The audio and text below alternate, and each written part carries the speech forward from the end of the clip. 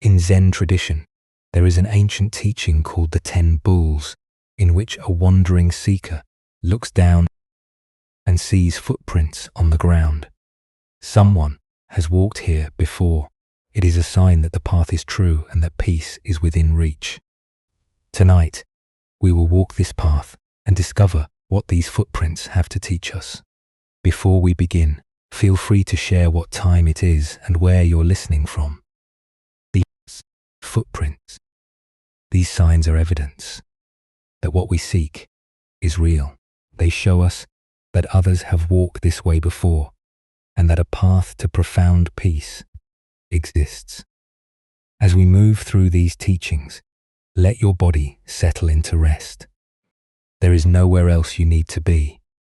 The stories will unfold gently, carrying you toward that quiet place where the heart can finally trust that peace is not far away. It is near, it is findable, and you are already on your way. Let's begin our journey together. There is a moment in every seeker's journey when something shifts. We may have wandered for years, carrying a quiet dissatisfaction we could not name. We may have sensed that life held something more, something we could not quite reach, and then often when we least expect it, we catch a glimpse. We notice something. A sign appears. The Buddha taught that the path to peace is not hidden. It is not locked away in secret temples or available only to those with special gifts. The path is here, woven through ordinary life, waiting to be noticed. But we must learn to see. We must develop eyes that recognize the signs. These signs come in many forms. Sometimes they appear through other people. We see someone who carries themselves with an ease we do not possess, a stillness that seems untouched by the struggles that trouble us, and something in us wakes up. We think, perhaps without words, that if they have found peace, perhaps we can too. Sometimes the signs come through words, a phrase we overhear, a teaching that lodges in us and will not let go, a story that stirs something we cannot explain. These are footprints left by those who walked before us. They tell us the path is real. Zen teaches that awakening is not a single, dramatic moment. It often begins with small noticings, quiet recognitions, the gradual dawning that peace is not somewhere else. It is here, waiting for us to find our way. The ancient masters said that the truth is not difficult for those who have no preferences. This means that when we stop demanding that reality be different than it is, we begin to see clearly. We begin to notice what was always there. Let us explore how these first signs appear and how they gently turn our wandering into a journey with direction. Wait. In a busy market town where traders came from distant provinces, there lived a cloth merchant named Lero. He had built his business over 20 years through sharp judgment and tireless work. He knew the quality of fabric by touch alone. He could spot a good deal before others even noticed. It was there. His store was always busy, his reputation solid, his income more than enough to provide comfort for his family. But Lero was not at peace. His mind was a marketplace of its own, crowded with calculations and concerns that never rested.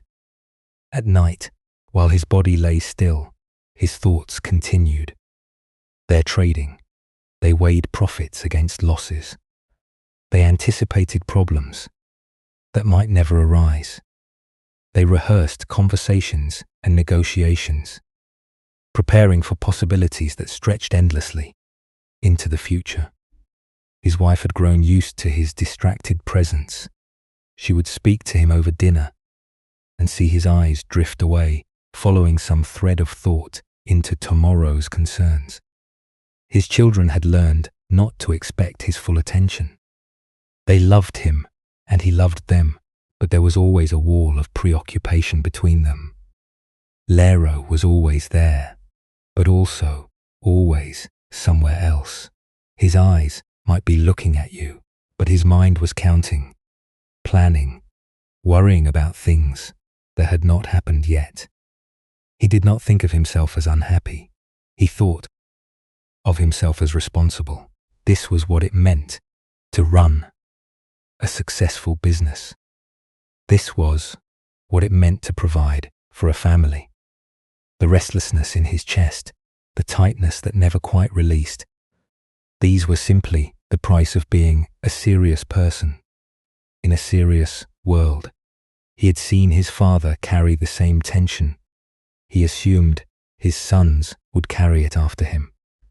One morning, as Lero was arranging his fabrics for the day, smoothing the silks and stacking the rougher cotton for the farmers who came seeking practical cloth, he noticed an old woman making her way through the crowded market. She was simply dressed in undyed hemp, carrying a small woven basket.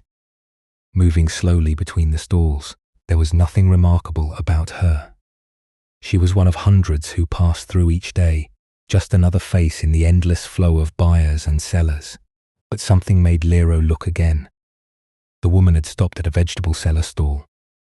Nearby, she was examining some radishes, turning them gently in her weathered hands, holding them up to catch the light, and as Lero watched, he noticed something strange. The woman was smiling, not a forced smile, not a polite smile, but a smile that seemed to rise from somewhere deep, as if the simple act of choosing vegetables brought her genuine pleasure.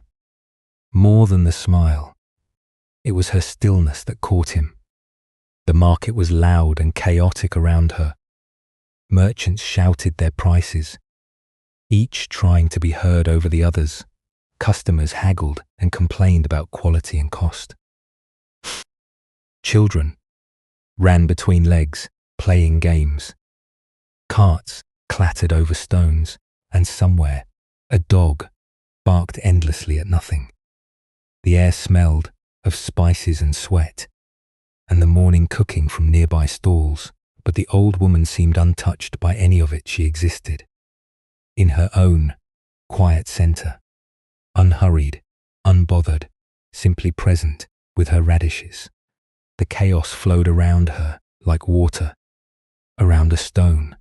She did not resist it or react to it. She was simply there, whole and complete in herself. Lero found himself staring. He had never seen anyone look so at ease. He had customers who were wealthy beyond measure, who arrived in fine robes with servants attending them. Yet they carried tension in their shoulders and impatience in their eyes. He knew successful merchants who had achieved everything they had aimed for, who could buy anything the market offered, yet they seemed no more peaceful than when they had started with nothing. But this old woman, in her plain clothes with her simple basket, possessed something none of them had. The woman completed her purchase.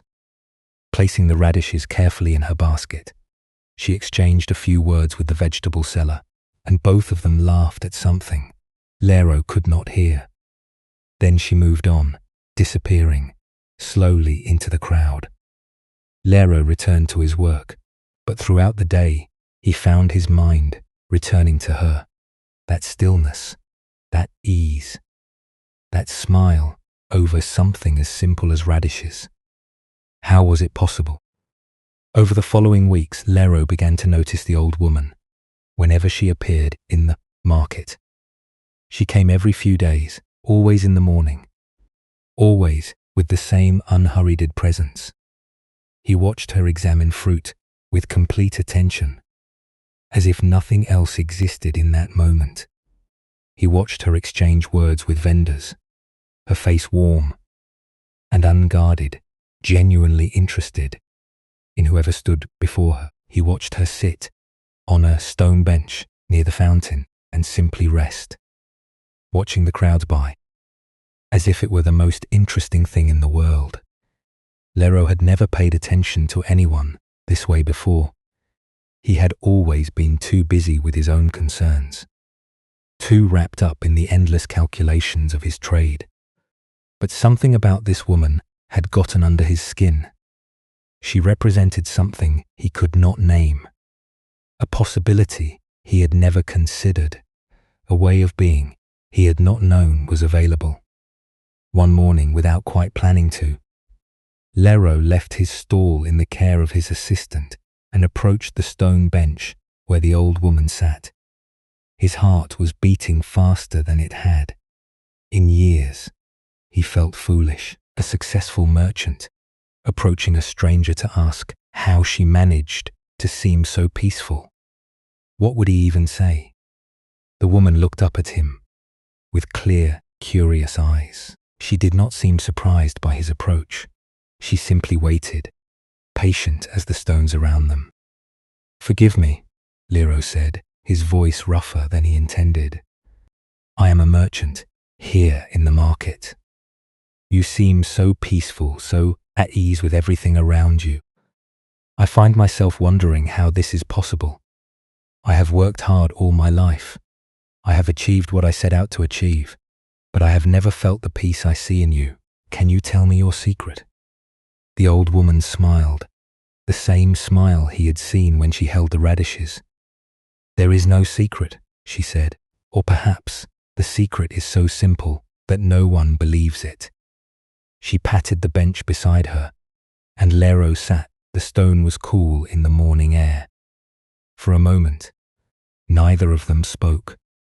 The market continued its noise around them. "You say you have achieved what you set out to achieve," she said finally. "But have you ever stopped to enjoy what you have achieved, or does your mind always move to the next thing?" Lero considered this. He realized he could not remember the last time he had simply enjoyed something. Every meal was eaten while planning tomorrow's inventory. Every moment of rest was filled with thinking about what still needed to be done. Even when he had held his children as babies, part of him had been calculating, worrying, preparing for futures that might never come. "My mind never stops," he admitted. The words felt heavy leaving his mouth. "That is because you have trained it never to stop," the woman said gently. "You have taught it that its job is to always be working.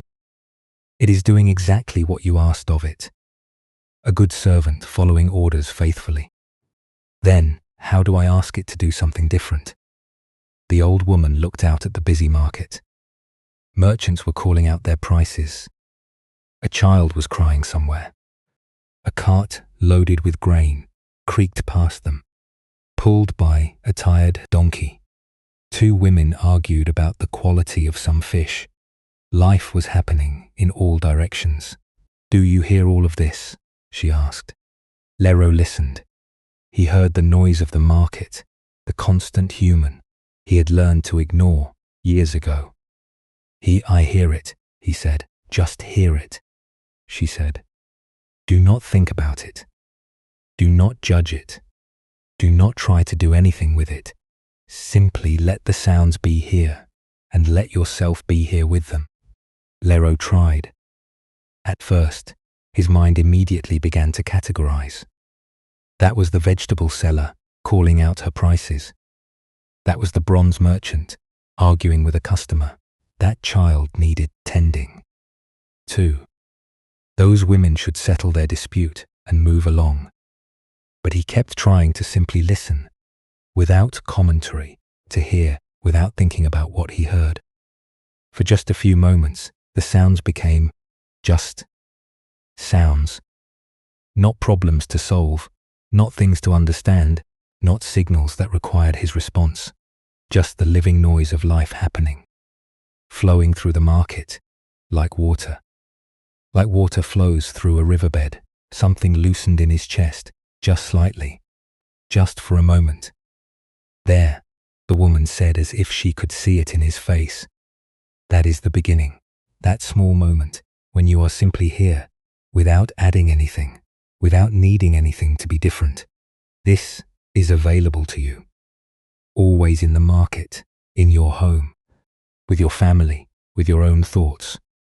You have just forgotten that you can simply be present without your mind needing to work on everything. She stood slowly, gathering her basket. The peace you saw in me is not something I achieved. It is not something I earned or figured out. It is what remains. When I stop adding struggle to each moment, you can find this too.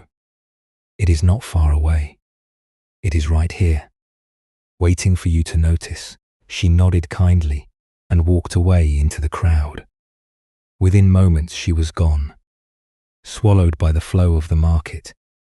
Leo sat on the bench for a long time. The market continued around him, its sounds washing over him like waves. Slowly, hesitantly, he tried again to simply listen, to simply be here. The moments of ease came and went, but they came. Something had cracked open. Something had begun. He did not know it yet, but he had found his first footprint, a sign that the path was real. A glimpse of peace that told him it was possible to find. This encounter shows us something important about how the path reveals itself. Lero had walked through that market for 20 years without seeing what he needed to see. The old woman had probably been there many times before, but he had not been ready to notice. His eyes were too full of his own concerns. Zen teaches that readiness is everything. When we are ready, the teacher appears. This does not mean the teacher was not there before. It means that something in us finally becomes open enough to recognize what was always present. The footprints were there. We simply could not see them. The Buddha spoke of this as the turning of the mind. There comes a moment when something shifts and we begin to look in a new direction. We start to question what we assumed. We begin to wonder if the way we have been living is the only way. This turning is not dramatic. It happens quietly, often through a single encounter, a single moment of seeing someone who embodies what we seek. Buddhism teaches that we learn peace not only from words but from presence. When we encounter someone who is genuinely at ease, their stillness speaks to us. It shows us what is possible. It leaves a footprint that we can follow. The old woman gave Lero very little instruction. She simply showed him a moment of presence and pointed out that he could find this for himself. She was a signpost, not a destination. This is the first sign. Not a complex teaching, not a difficult practice, just the recognition that peace is real, that someone has found it, that the path exists, that perhaps we can find it too. From this recognition, everything begins to unfold. In the same province, in a smaller town, where the river curved past ancient willows, there lived a young rope maker named Suki. Her days were spent twisting fibers into cord, her hands moving in patterns, learned from her mother and grandmother. Before her, the work was steady and useful, and Suki was good at it. Her ropes were strong, and the fishermen who relied on them trusted her craft. But lately, she had begun to feel something restless stirring beneath her days, a sense that she was waiting for something, though she could not say what. The ropes she made were strong and sold well. Her small house by the river was comfortable, filled with the things she needed and a few she simply loved. Her life was not unhappy. Yet sometimes in the quiet of evening, she would stand by the river and feel an ache she could not name. Something was missing, something she could not identify. She told herself it would pass. Everyone felt this way sometimes. This was just what life felt like as the years accumulated. There was nothing to be done about it. Life was what it was. One evening, a group of travelers stopped at the inn across from Suki's workshop. They had come from distant mountains to the north. and were passing through. On their way to the southern coast, Suki paid them little attention at first. Travelers came and went. They were not her concern. She had ropes to make and customers to satisfy. But as night fell, and she sat on her small porch, mending a frayed section of rope, in the last light, she could hear voices drifting from the inn's open window. Two of the travelers were speaking together, their words carrying clearly across the evening stillness. One voice was younger, earnest, and questioning. But how can there be peace in a world so full of trouble? Every day brings new difficulties. We work and struggle and worry, and for what? How can anyone be truly at rest when life keeps throwing problems at us? The other voice was older, calmer. The trouble is not the problem. The trouble will always come and go. Rain falls and sun shines. Difficulty arises and passes away. This is simply the nature of things. Peace is not the absence of trouble. It is a way of being that is not disturbed by the coming and going. I do not understand how can one not be disturbed. You are disturbed because you believe things should be other than they are. You argue with the rain. You resist the difficulty. This resistance is what disturbs your peace, not the rain or the difficulty itself. The rain does not care about your resistance. It simply falls, but your resistance exhausts you. There was silence for a moment. Suki found herself leaning forward, her mending forgotten in her hands. The frayed rope lay still across her lap. There is a teaching, the older voice continued. The Buddha compared the mind to a lake. When the wind blows, waves arise on the surface.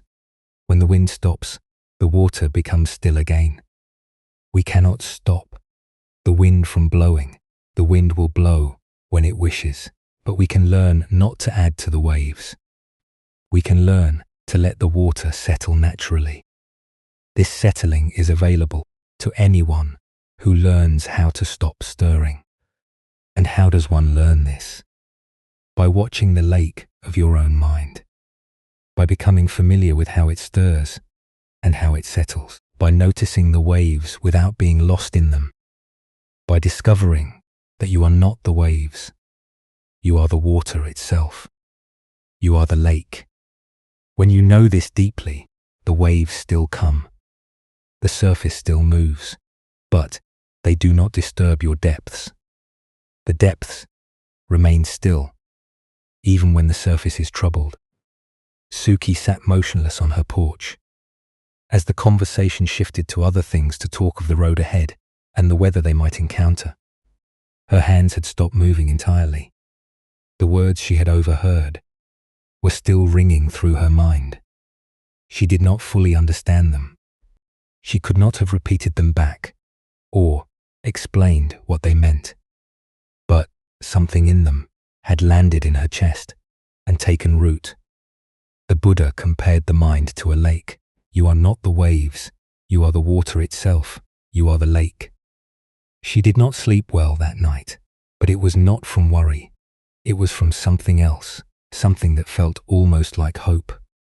A door had opened that she had not known was there, a possibility she had never considered. The restless ache that had troubled her now had a direction. It pointed towards something. In the days that followed, Suki went about her work. As usual, she made her ropes. She sold them to the fishermen. She ate her meals and tended her house. But something was different now. She found herself watching her own mind the way the traveler had described.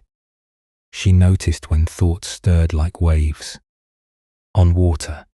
She noticed when the stirring settled. She did not know how to make peace happen, but she knew now that it was possible. She had heard it spoken of by someone who seemed to know, and that knowing changed everything. Questions she had never asked before, she sought out. In the village, who was said to sit in meditation each morning by the river. She listened more carefully. When wandering monks passed through and offered teachings at the crossroads, the words that once would have floated past her now caught her attention. They connected to what she had overheard that night at the inn. There were more footprints on the same path. The path had not yet become clear. She could not see where it led, but she could see the footprints now. She knew which direction to walk. This story shows us another way the signs appear. Suki was not looking for anything when she overheard that conversation. She was simply sitting on her porch, doing what she always did. But her heart was ready, even if she did not know it. The restlessness she felt had prepared the ground. When the words came, they fell into fertile soil. Zen teaches that the Dharma, the truth of things, is always being spoken. It flows through conversations, through encounters, through the natural world. The teachings are everywhere, if we have ears to hear them. The question is whether we are open. When we are closed, the words pass by without landing. When we are open, even a few overheard sentences can change the direction of a life. Buddhism shows us that seeking is not always active. Sometimes it is receptive. Sometimes the most important thing we can do is simply stay open. Simply remain available to what life brings us. The footprints may appear in unexpected places. A conversation not meant for us. A book opened at random. A phrase spoken by a stranger. These can all be doorways if we are willing to walk through. The Buddha himself spoke of planting seeds. A teaching might land in the mind and seem to do nothing for years. It sits quietly in the dark. Then one day, when conditions are right, it sprouts. What seemed forgotten suddenly becomes alive. What seemed like mere words becomes a living path. We never know when a seed is being planted. We only know looking back that something began. Suki's journey started with overheard words. She did not understand them fully. She could not have passed a test on their meaning, but she knew they pointed somewhere real. She knew they were footprints left by someone who had walked further than she had. And that knowing was enough to begin. That knowing is always enough to begin. Take a gentle breath now. Feel the air entering your body, filling you without any effort on your part, and feel it leaving, releasing without struggle. The footprints were always there. This is one of the most surprising discoveries on the path. We think we are finding something new, but often we are simply seeing what was present all along. The signs were scattered around us for years. The teachings were being offered. The peace we sought was nearby, waiting. We simply were not looking. We did not know how to see. Zen speaks of this as waking from a dream. In the dream, we believe we are seeing clearly. We believe we know what is real and what matters. But when we wake, we discover that our vision was clouded. We were looking but not seeing. We were hearing but not listening. We were living but not fully present. The Buddha taught that ignorance is not stupidity, it is simply not seeing. We are ignorant of what is right before us because our attention is elsewhere. We are caught in thoughts about the past, worries about the future, stories about ourselves and others. While our minds spin in these familiar circles, life flows past, unnoticed. The footprints appear and disappear, and we do not see them. But something can shift, a slowing down, a moment of true attention. And suddenly what was invisible becomes visible. The world we thought we knew reveals depths we never imagined. The ordinary becomes extraordinary, not because it has changed, but because we are finally seeing it as it is. Let us explore how this seeing awakens and how attention becomes the key that unlocks what was always there. In a town known for its beautiful temple roofs, there lived a tile maker named Goro. He had learned his craft from his father and had practiced it for over 30 years. His tiles were sturdy and well made, fitted together in patterns that kept the rain out and lasted for generations. He was proud of his work, and rightly so. Every morning, Goro walked the same path from his home to his workshop. It wound through the edge of town past an old temple with weathered wooden gates, along a row of ancient cedar trees, and down a small hill to where his kiln stood waiting. He had walked this path thousands of times. He could have walked it with his eyes closed, and in a sense, he did walk it with his eyes closed. His feet knew the way so well that his mind wandered freely while his body made the journey. He would think about the orders waiting for him. He would plan which clay to use, which glazes to mix. He would rehearse conversations with customers or work through problems with his kiln. By the time he arrived at his workshop, he had no memory of the walk itself. It was just a blank space between home and work, a transition that happened while he was elsewhere in his thoughts. This was simply how life was. Goro did not question it. He was a busy man with important work to do. There was no time to waste on noticing things he had seen 1,000 times before. Then, in his 53rd year, Goro fell ill. It was not a serious illness, but it was stubborn, a fever that came and went, a weakness in his limbs that made standing at the kiln exhausting. His wife insisted he rest, and for once he was too tired to argue. He spent weeks in bed watching the light change on the walls of his room, listening to sounds he had never noticed before.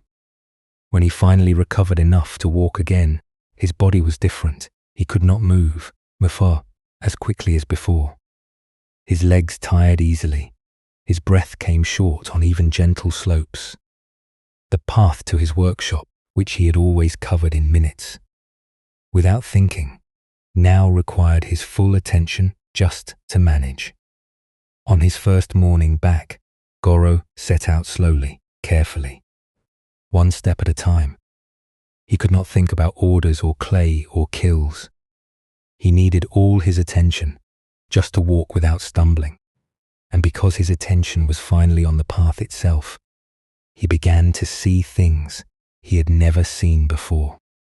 The temple gates, which he had passed thousands of times, were carved with images of clouds and mountains. How had he never noticed this? The wood was silver grey, with age, smooth in some places, rough in others. Morning light caught the edges of the carvings and made them glow. The cedar trees, which had always been just a row of dark shapes in his peripheral vision, were each completely different from the others. One leaned slightly toward the east, another had a twisted trunk that spoke of some long-ago struggle. Their bark had patterns like rivers seen from high mountains. Their branches reached out in gestures that seemed almost human. A monk was sweeping the temple courtyard as Goro passed.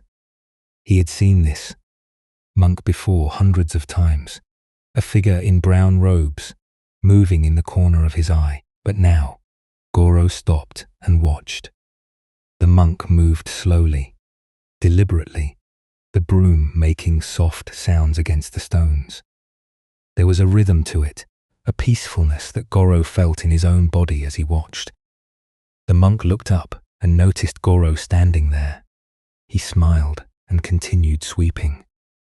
Goro wanted to move on, but something held him. He stood at the temple gate, watching the broom move back and forth, feeling his own breathing slow to match its rhythm. The morning light fell across the courtyard in long golden stripes. Somewhere a bird was singing. The air smelled of cedar and incense, and the faint sweetness of the temple's garden. How Had he missed all of this? How had he walked past this beauty every day of his life and seen nothing? When the monk finished sweeping, he walked over to where Goro stood. His face was deeply lined, but his eyes were clear and bright. "You are the tile maker," the monk said. "I have watched you pass by for many years, always in a hurry, always somewhere else in your mind. But today you stopped. Today you are here." Goro felt embarrassed, as if he had been caught doing something foolish. "I was ill," he explained. "I cannot walk as fast as before. My body will not let me." The monk nodded thoughtfully. "Illness can be a teacher. It slows us down when we will not slow ourselves. It brings us back to the body, back to this moment when we have forgotten how to be here. Your body has given you a gift, though it may not feel that way." "I never noticed the carvings on your gate," Goro said. "I have walked past them for 30 years. They have been waiting for you," the monk said simply. "Everything waits for us to notice. The gate does not mind how long it takes. It has nowhere else to be. It has been showing its beauty for 100 years, and it will continue for 100 more. We are the ones in a hurry. We are the ones who pass by without seeing." Goro looked back at the gate, at the carved clouds and mountains, at the silver grey wood glowing. In the morning light, he thought about all the mornings he had rushed past, without seeing all the beauty he had missed, all the moments that had slipped away while his mind was busy with things that seemed so important at the time, but which he could not even remember now. "I feel as though I have been asleep," he said quietly, "walking through my life with my eyes closed." "Yes," the monk agreed. "This is how it is for most of us. We dream through our days, thinking we are awake. We believe we are seeing the world, but we are only seeing our thoughts about the world. Then something shakes us, and we open our eyes, and we see that the world was always more beautiful than we knew, more alive, more present, more worthy of our attention. We were just not looking." He gestured toward the path ahead. "Your tiles keep the rain from many homes. This is good work, but perhaps now you will walk to your workshop with your eyes open. Perhaps you will see what has been waiting for you all along." Goro bowed to the monk and continued on his way. His legs were still weak. His breath still came short on the small hill, but he did not mind. He was seeing the world as if for the first time. The patterns in tree bark, the shapes of shadows on the path, the particular blue of the morning sky, which was not just blue, but 1,000 blues, shifting into each other. In the weeks that followed, as Goro's strength returned, he found that his new way of seeing did not fade. He could walk faster now, but he chose not to. He left home earlier, so he could take his time. He stopped to watch the monk sweep the courtyard. Most mornings, he noticed how the light changed with the seasons, how the cedars looked different in rain than in sun, how each day's walk was actually a new walk, never the same as the day before. His work changed too. His tiles had always been well made, but now there was something different in them, a quality of attention that people could feel even if they could not name it. He spent more time choosing the clay, more time shaping each tile, more time watching the fire do its work. He was not rushing toward a finished product. He was present with each step of the making. His wife noticed the change. His customers noticed. Even his old body, which had seemed like a burden after his illness, now felt like a gift. It had forced him to slow down. It had opened his eyes. The footprints had been there all along, on the path he walked every day. He had simply never looked down to see them. This story shows us something essential. about the discovery of the path. Goro did not need to travel to distant temples or seek out famous teachers. The teaching was right outside his door. The beauty was there every morning, waiting. The monk had been sweeping the courtyard for years, but Goro could not see any of it because he was moving too fast, because his attention was always somewhere. Zen teaches that hurrying is a kind of blindness. When we rush through life, we see only our destination. The journey itself becomes invisible. We miss the carvings on the gate, the patterns in the bark, the sweep of the broom that could teach us about peace. We arrive at our goals, having experienced nothing along the way. We achieve what we set out to achieve and wonder why we still feel empty. Buddhism speaks of mindfulness as the foundation of the path. This is not a complicated practice. It is simply the act of paying attention to what is actually here, not what we imagine is here, not what we remember being here, not what we fear might be here, but what is actually present in this moment. The Buddha said that mindfulness is the direct path to liberation, not because attention has magical powers, but because when we truly see what is present, we discover what we have been seeking. The footprints become visible, the way becomes clear, the world opens to reveal its hidden depths. We do not need to wait for illness or difficulty to slow down. We can choose to walk more slowly through our days. We can choose to give our attention to what is actually before us. The footprints are already there. The path is already present. We simply need to open our eyes. Take a gentle breath now. Feel yourself here in this moment exactly where you are. There is nothing you need to figure out.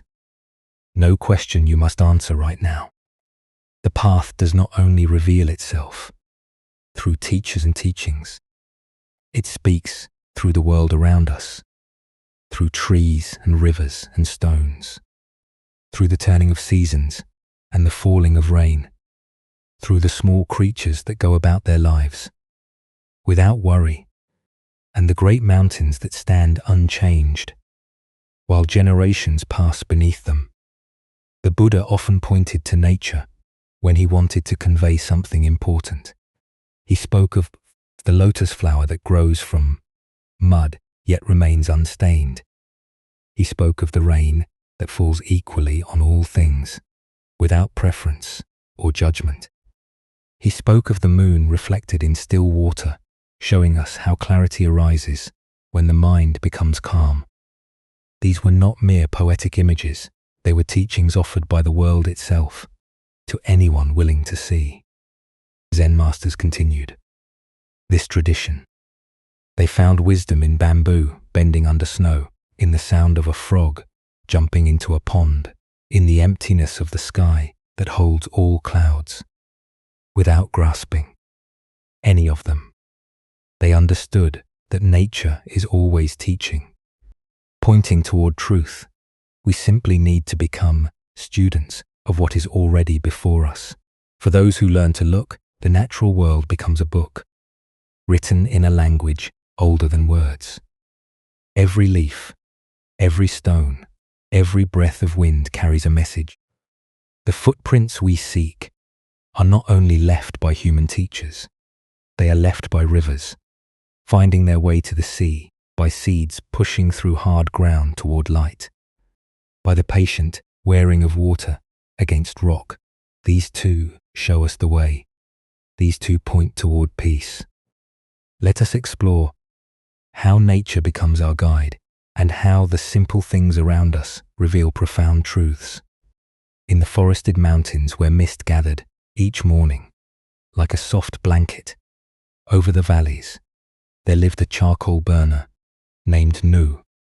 His work was solitary. He lived alone in a small hut near his kiln, spending his days gathering wood, tending fires, and transforming timber into the black fuel that warmer land villagers needed for their cooking and heating. Nu had come to the mountains as a young man, escaping a life in the town that had never felt like his own. He had been an awkward child, uncomfortable with crowds, uneasy in the press of market streets and busy workshops. The noise of people exhausted him. Their expectations confused him. He had felt like a stranger in the world he was born into. The mountains offered him refuge. Here, the only sounds were wind in branches, birds calling to each other across valleys, the crack and pop of his fires. He could go days without seeing another person. When he did walk down to the village to sell his charcoal, he spoke as little as possible and returned to his solitude as quickly as he could.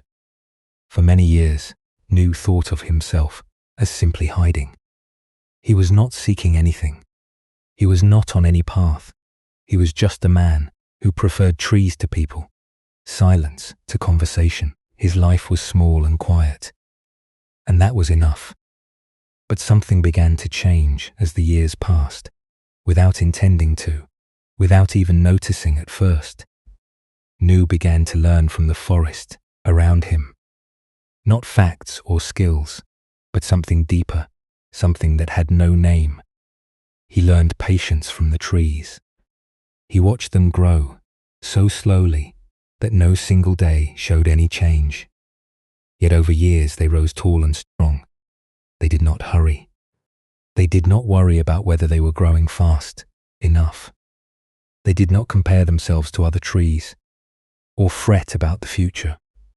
They simply grew at whatever pace was natural to them, trusting the process that had created them. A seed did not try to become a tree overnight. It became a seedling first, then a sapling, then, slowly, a full-grown tree. There was a rightness to this pace that Nu began to feel in his own body. He learned acceptance from the seasons. Winter came whether he wanted it or not. The cold arrived, the snow fell, and there was nothing to do but adapt. He could not argue with winter. He could not convince it to be gentler or to leave early. He could not bargain with the frost or negotiate with the shortening days. He could only accept what each season brought and find his way within it. And he noticed that the forest did the same. The trees did not complain about the cold. The animals did not rage against the darkness. Everything simply adjusted, shifted, continued, toed.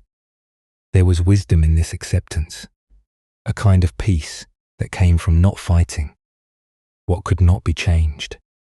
He learned about letting go from the autumn leaves. Each year, the trees released what they had spent all summer growing. They did not cling to their leaves. They did not grieve their falling. They did not try to hold on to what was clearly ready to go. They let go completely, trusting that spring would bring new growth, and it always did. The letting go was not a loss.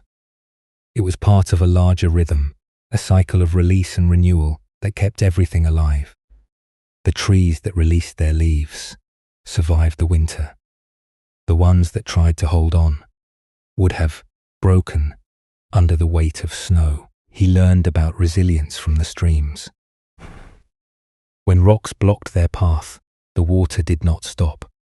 It found another way, flowing around or over or under, always moving toward where it needed to go. When drought came and the stream shrank to trickles, they did not despair. They simply became smaller, conserving themselves, waiting for the rains to return. And when the rains came, they swelled and flowed with renewed strength. None of this was taught to him in words. There was no teacher in the forest explaining these lessons. But Nu's years of watching, of living close to the natural world, had opened something in him. He began to see patterns. He began to understand things he could not have put into language. One autumn, a wandering monk passed through Nu's part of the mountain. He was traveling between temples and had lost his way in the mist. Nu offered him shelter for the night, some rice and tea, a place by the fire. The monk was grateful and curious about this solitary man who lived so far from other humans. As they sat together watching the flames, he asked Nu about his life. Nof found himself speaking more than he had in years. He talked about the trees and their patience, the seasons and their acceptance, the leaves and their letting go, the streams and their resilience. He talked about how the forest had taught him things he had never learned from people. The monk listened with growing wonder. When Nu finished, the monk was quiet for a long moment. "Do you know what you have described?" he finally asked. Nu shook his head. He had only spoken about what he had observed. "You have described the heart of the Buddha's teaching," the monk said. "Patience, acceptance of what is, non-attachment, flowing with conditions, rather than fighting against them. These are what we study in the monasteries. These are what the sutras point toward, and you have learned them from the trees." Nu was surprised. He knew almost nothing of Buddhist teaching. He had never read a sutra or sat in formal meditation. He had simply lived in the forest and paid attention. The Buddha himself learned from nature. The monk continued. He sat beneath a tree when he awakened. He taught in gardens and groves. He pointed to flowers and water and the changing moon to help people understand what words alone could not convey. He understood that the Dharma, the truth of how things are, is not hidden in books or temples. It is written everywhere, in everything. The forest is a temple. The mountain is a teacher. The stream is a sutra. You have been a student without knowing. You were studying. You have been practicing. Without knowing, there was a practice. Nu sat with this for a long moment. The fire crackled between them, sending sparks up into the darkness. "I thought I was just hiding," he said finally, "running away from a world I did not understand." "Perhaps you were," the monk said gently. "But hiding can become seeking. Running away can become running toward." The Buddha himself left his home and family to seek the truth. What matters is not why we begin, but what we discover along the way. The monk stayed for 3 days, waiting for the mist to clear. During that time, he and Nu talked about many things. The monk shared teachings from the Buddhist tradition, and Nu recognized in them what he had already learned from watching the natural world. The words gave shape to what he had known wordlessly. The teachings gave him a map for the territory he had already been exploring. It was like learning the names of friends he had known for years, without knowing what to call them. When the monk left, Nu returned to his solitary life, but something had shifted. He now understood that his years in the forest had not been mere hiding. They had been a kind of education. The footprints of the path had been all around him, pressed into the earth by deer, carved into bark by the seasons, traced in the air by the flight of birds. He had been following them without knowing what they were. His charcoal burning continued. His quiet life went on, but now there was a different quality to his days. He was not just living in the forest, he was learning from it. He was being taught by every tree, every stream, every change of season. The path was beneath his feet. It had been there all along. This story shows us that wisdom is not confined to human sources. The Buddha discovered his awakening while sitting beneath a tree, watching the morning star appear. He did not receive the teaching from another person in that moment. It came from his own deep attention to what was present. Zen has always honored this direct learning from nature. The great Master Dogen wrote extensively about mountains and waters as teachers. He said that those who see mountains and rivers as obstacles have not yet understood the Dharma, but those who see them as the Dharma itself have begun to wake up. Buddhism teaches that all things are interconnected, arising together in a vast web of mutual causation. When we study a single leaf, we study the whole universe. When we watch a stream find its way around a stone, we learn something about how to live. Nature does not philosophize or explain. It simply shows us how things work, moment after moment, season after season.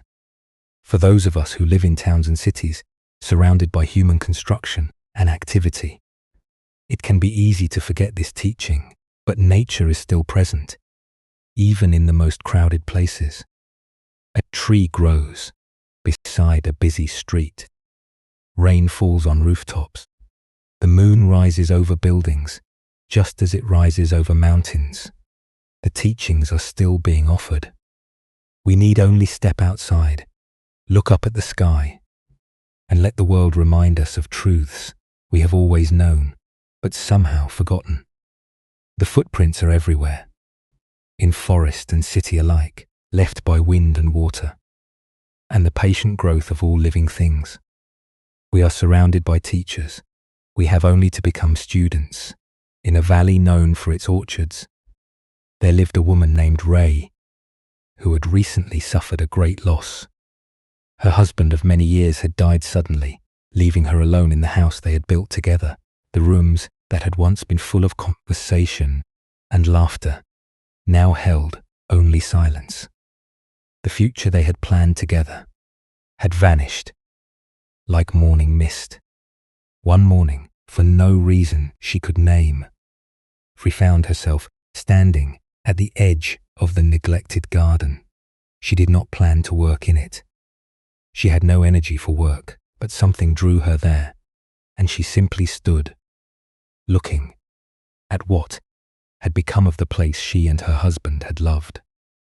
A tomato plant had survived despite the neglect. It was scraggly and untended, but it had produced a single ripe fruit, red and full, hanging heavy on the vine. Rai stared at it. How had it grown?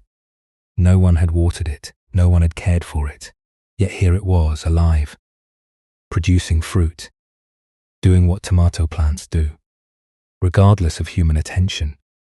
Something stirred in her. Not joy, not yet, but something. She reached out and picked the tomato. It was warm from the sun. She could smell it.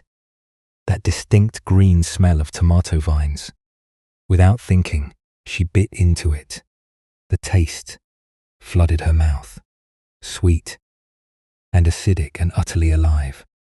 She stood there in the overgrown garden, juice running down her chin, and for the first time since her husband's death, she felt something other than sorrow.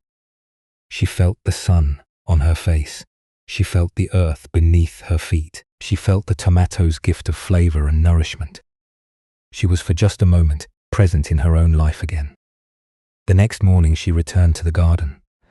She pulled a few weeds. Not many, just enough to clear a small space. The work was hard because she was weak from weeks of barely eating, barely moving, but there was something satisfying in it. The feeling of soil in her hands, the small victory of clearing, even a tiny patch. She came back the next day and the next. Slowly over weeks, she began to reclaim the garden. She did not rush. She did not have goals or plans. She simply showed up each morning and did what the garden seemed to need. Watering when the soil was dry, weeding when the unwanted plants crowded out the ones she wanted to nurture, staking plants that had fallen over under their own weight, cutting back what had died to make room for new growth. The work was simple, almost mindless, and that was part of its gift. Her hands moved in the soil, while her mind grew quiet. She was not thinking about her grief in those moments. She was not planning or remembering or wishing things were different. She was just there in the garden, present with the plants and the earth and the warmth of the sun. As she worked, she began to notice things. The way seedlings pushed up through the soil, fragile but determined, reaching toward light they could not see, but somehow knew was there. The way damaged plants could heal, if given time and care, sending out new growth from places that had seemed dead. The way the garden changed, day by day, always dying in some places and coming alive in others. Death and life intertwined, not opposites, but partners in an endless dance. She noticed the insects in two, the bees moving from flower to flower, carrying pollen without knowing they were helping the garden grow, the earthworms turning the soil, creating spaces for roots to spread, the birds that came to eat the insects, keeping the balance. Everything was connected. Everything had its role. Nothing was wasted. Her grief did not disappear. Her husband was still gone. She still missed him with an ache that sometimes took her breath away. She still woke in the night reaching for him and found only empty space. But the garden was teaching her something about how to hold that grief. It was teaching her that loss was part of life, not a mistake or a punishment, but simply part of how things are. The autumn plants died back every year, and their dying made room for spring. The fallen leaves decomposed and became soil that fed new growth. Nothing was wasted. Nothing was truly lost. It was all just transformation. One form becoming another. Her husband's body had returned to the earth. Perhaps in some way she could not understand.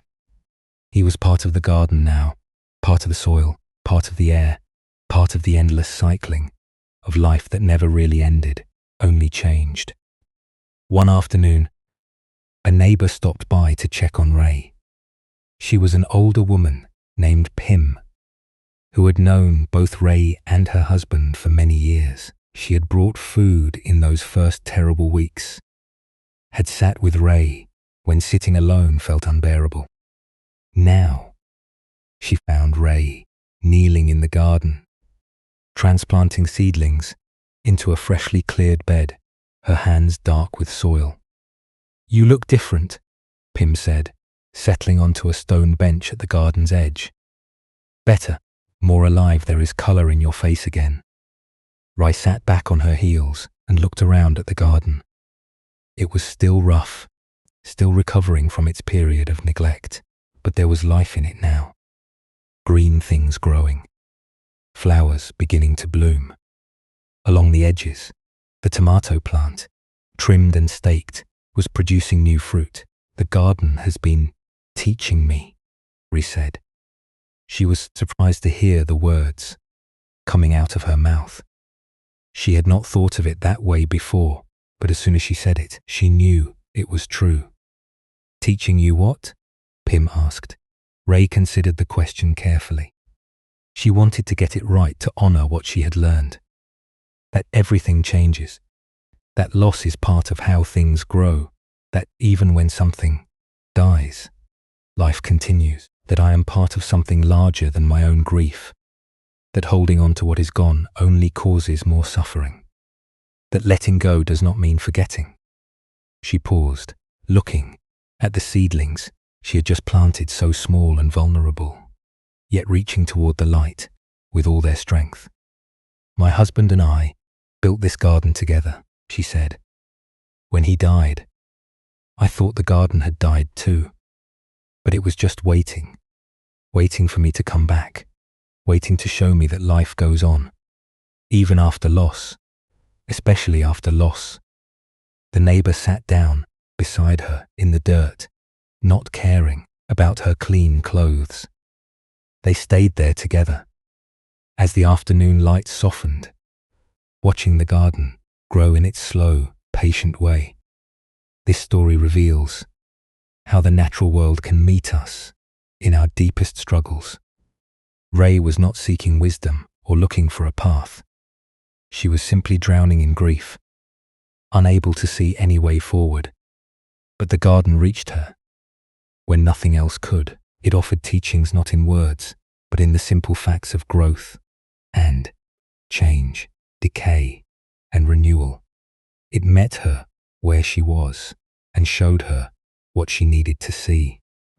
The Buddha spoke often of impermanence.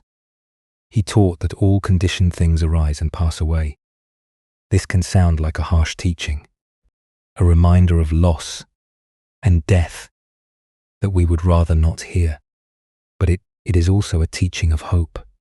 If all things change, then even our deepest suffering will change. If nothing is permanent, then the grief that seems endless will also transform. It will not disappear, but it will become something different, something we can carry rather than something that crushes us. The garden showed Ray this truth in a way that no philosophy could have conveyed. Zen teaches us to find our practice wherever we are. For some, it is in the meditation hall, sitting in stillness and silence. For others, it is in the kitchen, the workshop, or the garden. Any activity done with full attention and an open heart can become a doorway to understanding. The work itself becomes the teacher, the doing becomes the path. Ray found her doorway in the soil, in the seeds, in the patient work of tending living things. She did not need to go anywhere special or learn any complicated technique. She simply needed to show up, to pay attention, and to let the garden show her what it knew. Nature does not hurry, yet everything is accomplished. This is one of the great teachings the natural world offers us. The seeds do not worry about whether they will grow. The flowers do not struggle to bloom. The trees do not force themselves to be taller or fuller than they are. Everything unfolds in its own time, according to its own nature.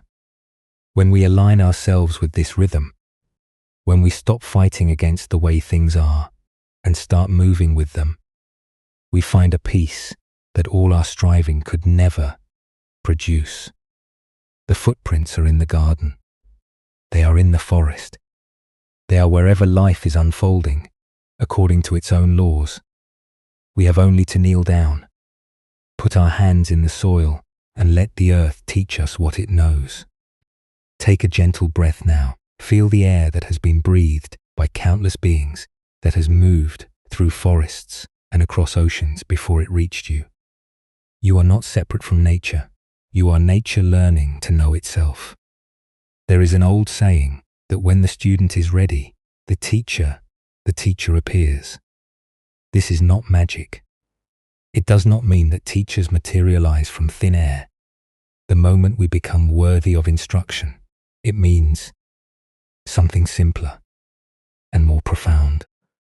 Teachers are all around us all the time, but we cannot see them until we are ready to learn. Our eyes must open before we can recognize who has something to offer us. The Buddha himself had many teachers before his awakening. Some taught him meditation. Some taught him philosophy. Some taught him through their example, both good and bad. He learned from forest ascetics and from palace tutors, from wandering seekers and from settled householders. Each one offered a piece of what he needed, though none offered the complete picture that he had to discover for himself.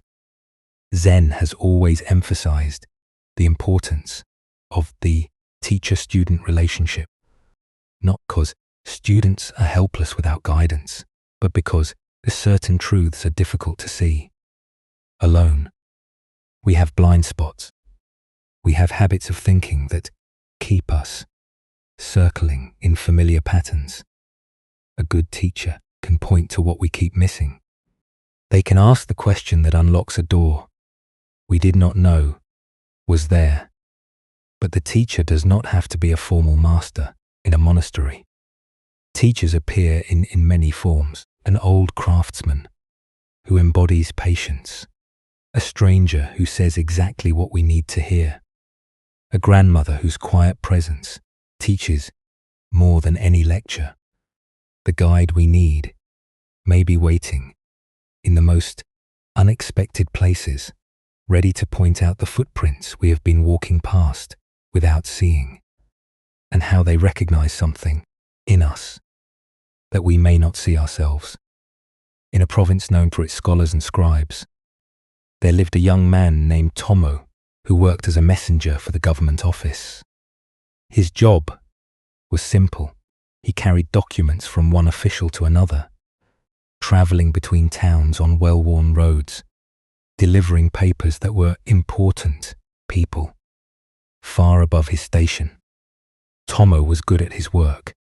He was reliable and quick, careful with the documents entrusted to him, and he never complained about the long distances or the weather. But he did not think much of himself. He was just a messenger, a carrier of other people's words. The documents he transported were filled with elegant calligraphy and important ideas. But they had nothing to do with him. He was merely the legs that moved them from place to place.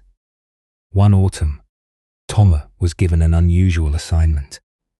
He was to carry a set of historical documents to an old calligrapher who lived alone in the mountains.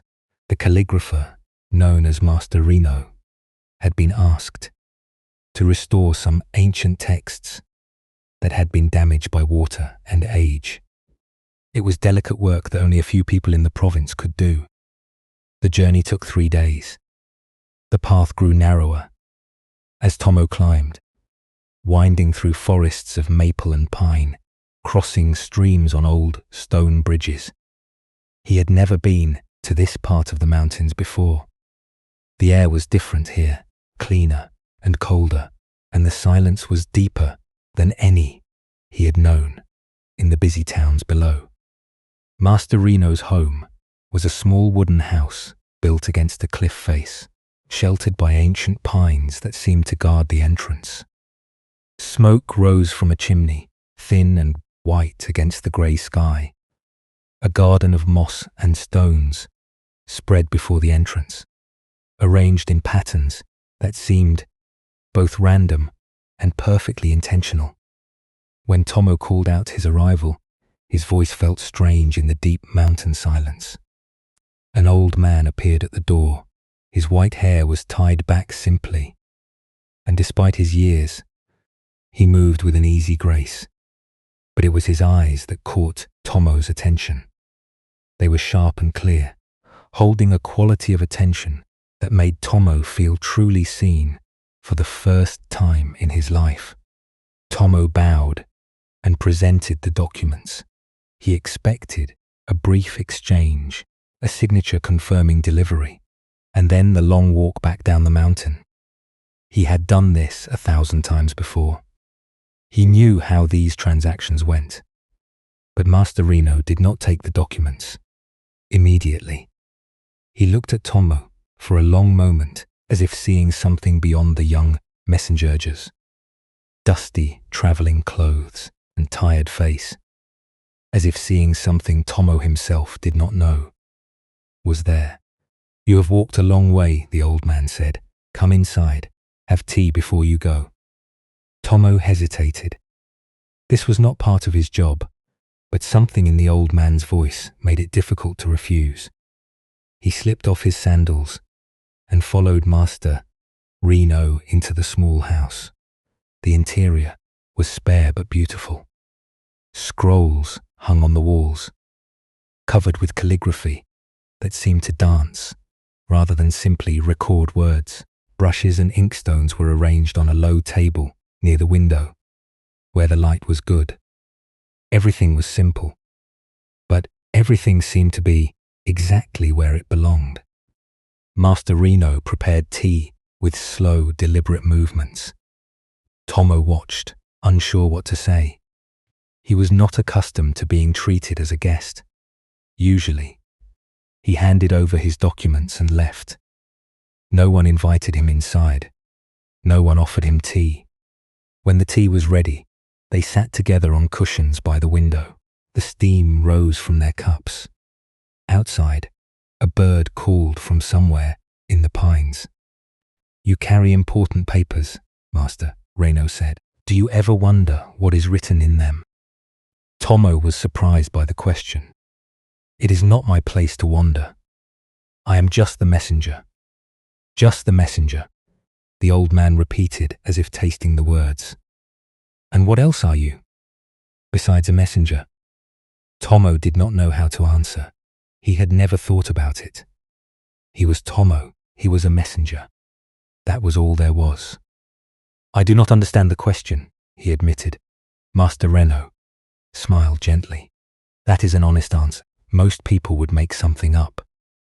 They would tell me about their ambitions, their family, their place in the world. But you said the truth. You do not know who you are beyond your role."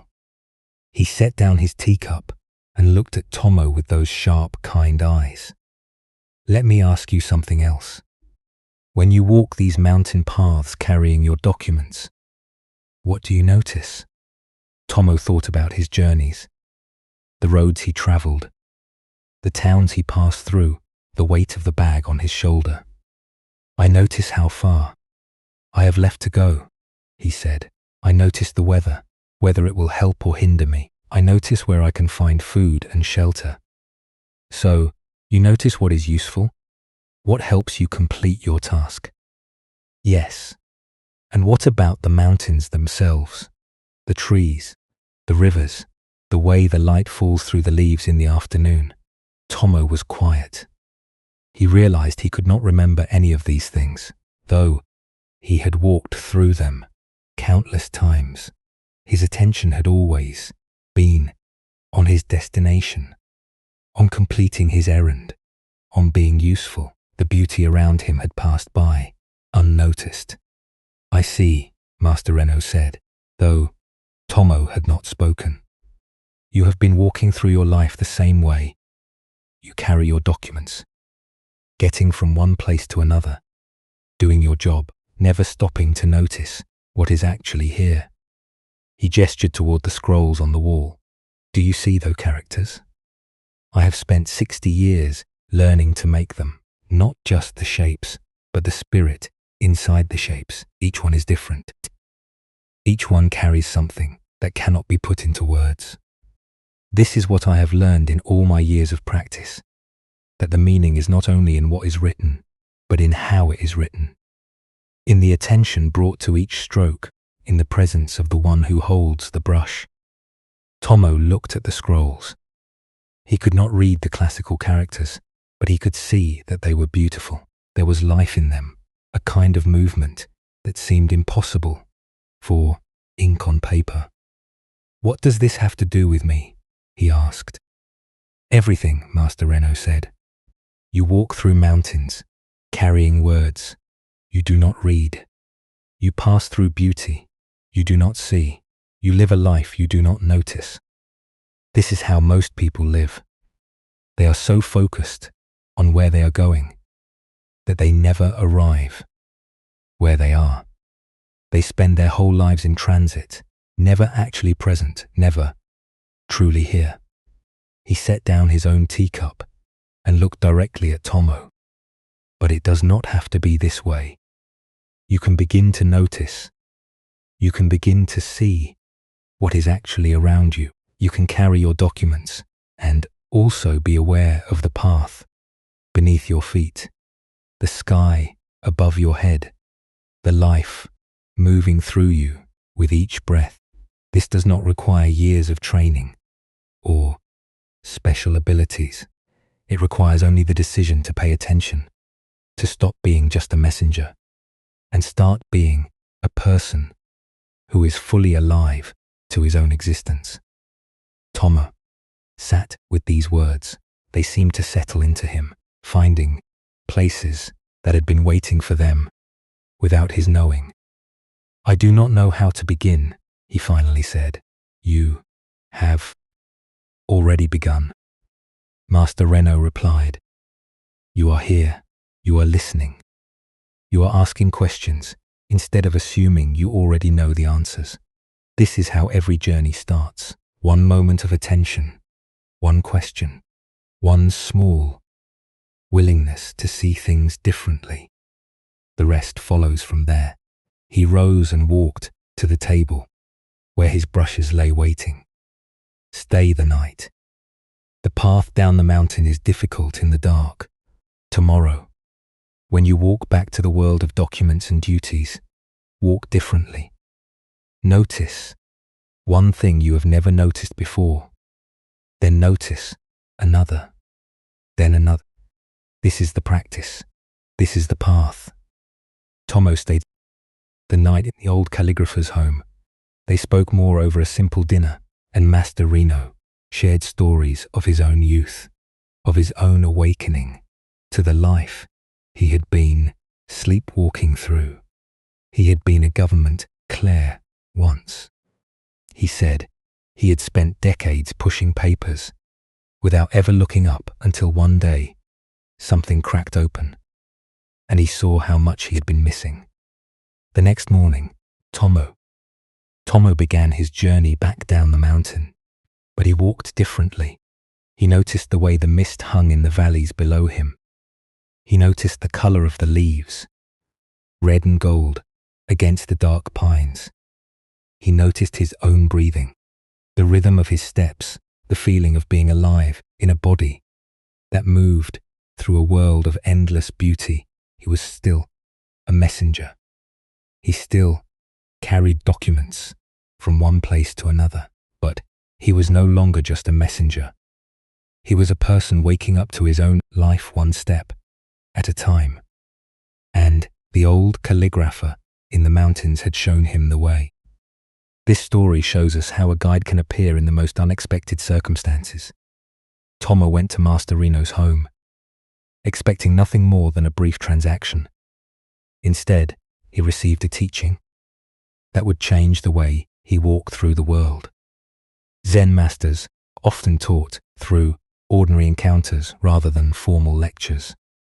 A question asked at the right moment, an observation that cuts through assumptions, a simple invitation to pay attention. These can be more powerful than years of study because they meet us where we actually are. The Buddha taught that we are all capable of awakening. We do not need special abilities or rare circumstances. We need only to see what is already here. But sometimes we need someone to point it out. We have been looking in the wrong direction for so long that we cannot find our own way back. The guide appears and says, simply, look here, and suddenly we see what was always there. Buddhism emphasizes that the teacher does not give us anything we do not already possess. The awakening is ours. The capacity for presence is ours. The guide simply removes obstacles, clears away confusion, points toward what we have overlooked. Master Reno did not transform Tomo into something new. He showed Tomo what had been waiting inside him, all along, buried under years of merely getting through his days. The footprints we seek are often revealed by others. We think we are searching alone, but guides appear along the way, some for a moment, some for longer. Each one shows us something we need to see. Each one points toward the path that was always beneath our feet. In a region where the rivers woe between wooded hills, there lived a young woman named Mia, who could not seem to settle anywhere. She had grown up in a prosperous village, the daughter of a successful rice merchant, with every comfort she could want. But something in her was restless. Something refused to be satisfied. She had left home as soon as she was old enough, telling her parents she needed to see the world. She traveled from town to town, staying a few months here. A few weeks there, she tried different kinds of work. She met different kinds of people, but nothing held her. Nothing felt like home. The problem, as Mia understood it, was that everywhere was the same. The people were the same with their small concerns and petty ambitions. their endless talk about weather and crops and other people's business. The work was the same everywhere she went, repetitive and meaningless, filling time without filling the emptiness inside her. The days blurred together into a grey sameness that made her want to keep moving, keep searching, keep hoping that the next place would be different. Sometimes she wondered if something was wrong with her. Other people seemed content with their ordinary lives. They married, had children, worked their land, and seemed satisfied. But Mia could not find that contentment. It was as if she had been born with a hunger that nothing could feed, a thirst that no water could quench.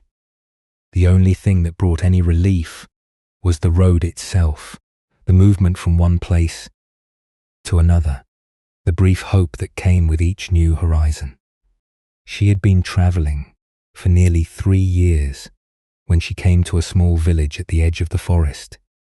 It was not much to look at. A handful of houses clustered around, a well, a few small fields stretching toward the dark line of trees. Mia almost passed through without stopping. It was the kind of place she had seen 100 times before, but she was tired, her feet up from the road, and there was an old woman sitting outside one of the houses, weaving a basket in the afternoon light. Something about the way the woman worked made Mia pause and look more closely. The woman's hands moved with a sureness that Mia had rarely seen. There was no hesitation, no wasted motion. The strips of bamboo seemed to know where they wanted to go, and the woman simply helped them get there. Her face was calm, almost serene. She looked like someone who had found exactly where she belonged.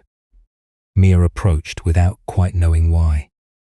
"That is beautiful work," she said, nodding toward the half-finished basket. The old woman looked up with bright, curious eyes. "Thank you. I have been making baskets for 50 years.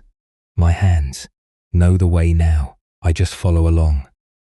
50 years, Mia repeated. She could not imagine doing anything for 50 years. The thought made her feel suffocated. "You are a traveller," the woman observed. It was not a question. "Yes, I have been on the road for some time. And are you finding what you seek?" Mia was caught off guard by the directness of the question. "I do not know what I seek," she admitted. "I only know I have not found it." The old woman smiled gently and gestured to a wooden stool beside her. "Sit for a while. Rest your feet. My name is Ha." Mia sat. She watched Ha's hands continue their work, the bamboo strips bending and weaving, the basket taking shape. "I used to be a traveller too," Hu said after a while. "When I was your age, I could not stay in one place. I thought peace was somewhere else. I thought happiness was waiting for me in the next town, the next valley, the next adventure. I searched for many years. What happened? Why did you stop?" Hassa's hands paused briefly, then continued. "I met an old basket weaver. She lived alone at the edge of a village, much like this one.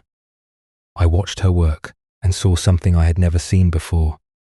A person who was completely at peace. Not because her life was special, but because she had stopped running. She looked at Mia with those bright eyes. I asked her to teach me not just basket weaving, but how to be at peace. She laughed and said they were the same thing. So I stayed. I learned to weave, and somewhere in the weaving, I found what I had been looking for all along." Mia felt something stir in her chest, a kind of recognition, or perhaps a longing. "What did you find?" "I found that peace is not somewhere else. It is not in the next village, or the next experience, or the next version of myself. It is here in this moment, in this simple work of hands and breath and attention. I was running towards something that was never going to be found by running. It could only be found by stopping, by staying still long enough to let it catch up with me. She paused her weaving and held up the half-finished basket. When I make a basket, I am not thinking about the next basket, or the one after that. I am not wishing I were making something else, or wondering if there is a better way to spend my time. I am here with this bamboo, with these hands, with this moment. And in that presence there is peace. Not dramatic, not exciting, but deep and steady and real. This is what the running was looking for, and running could never find it, because running is the opposite of presence. Mia sat with this for a long moment. The words disturbed her. They threatened the whole way she had been living, the whole story she had been telling herself, about needing to search, needing to keep moving, needing to find the right place where she would finally feel at home. If Hasu was right, then Mia had wasted 3 years running in the wrong direction. "How can you be sure?" she asked. "How do you know you did not just give up? How do you know there is not something better, waiting somewhere else?" Hu laughed softly, a sound like wind through bamboo. "I do not know for certain.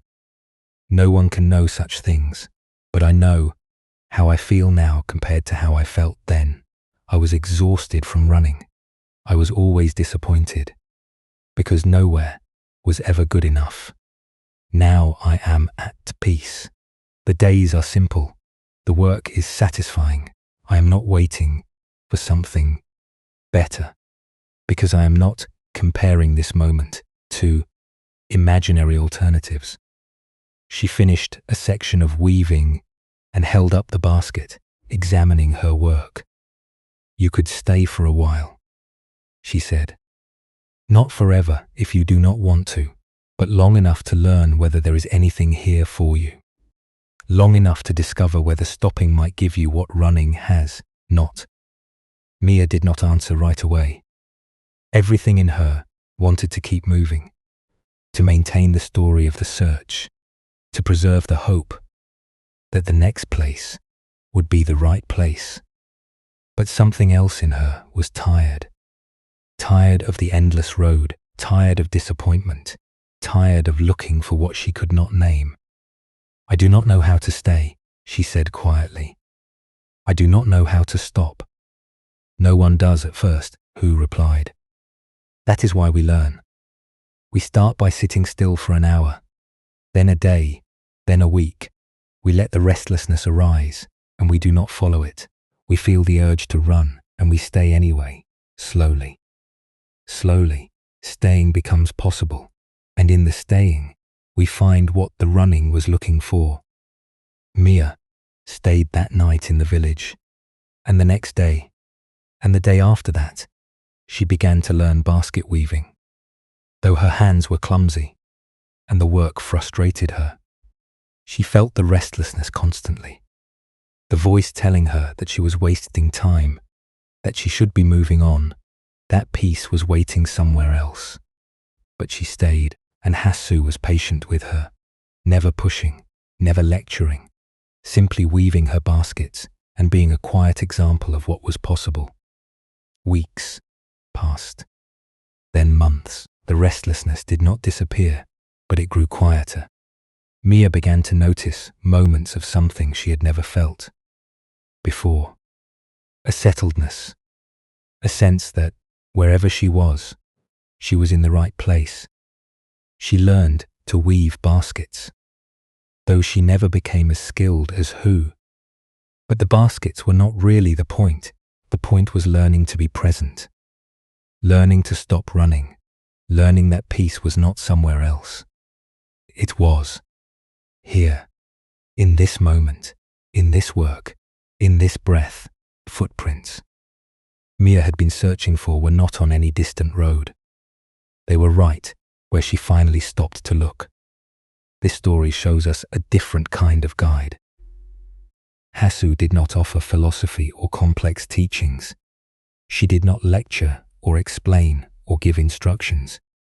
She offered presence.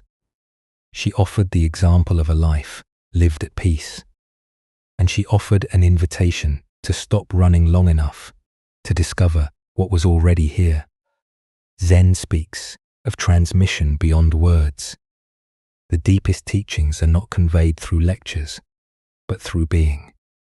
When we encounter someone who embodies peace, who lives from a place of stillness we have not yet found, their very presence becomes a teaching. We see in them what is possible. We feel in their company what we long to feel in ourselves. This is worth more than 1,000 books. The Buddha's teaching emphasized finding one's own path, but he also surrounded himself with a community of practitioners.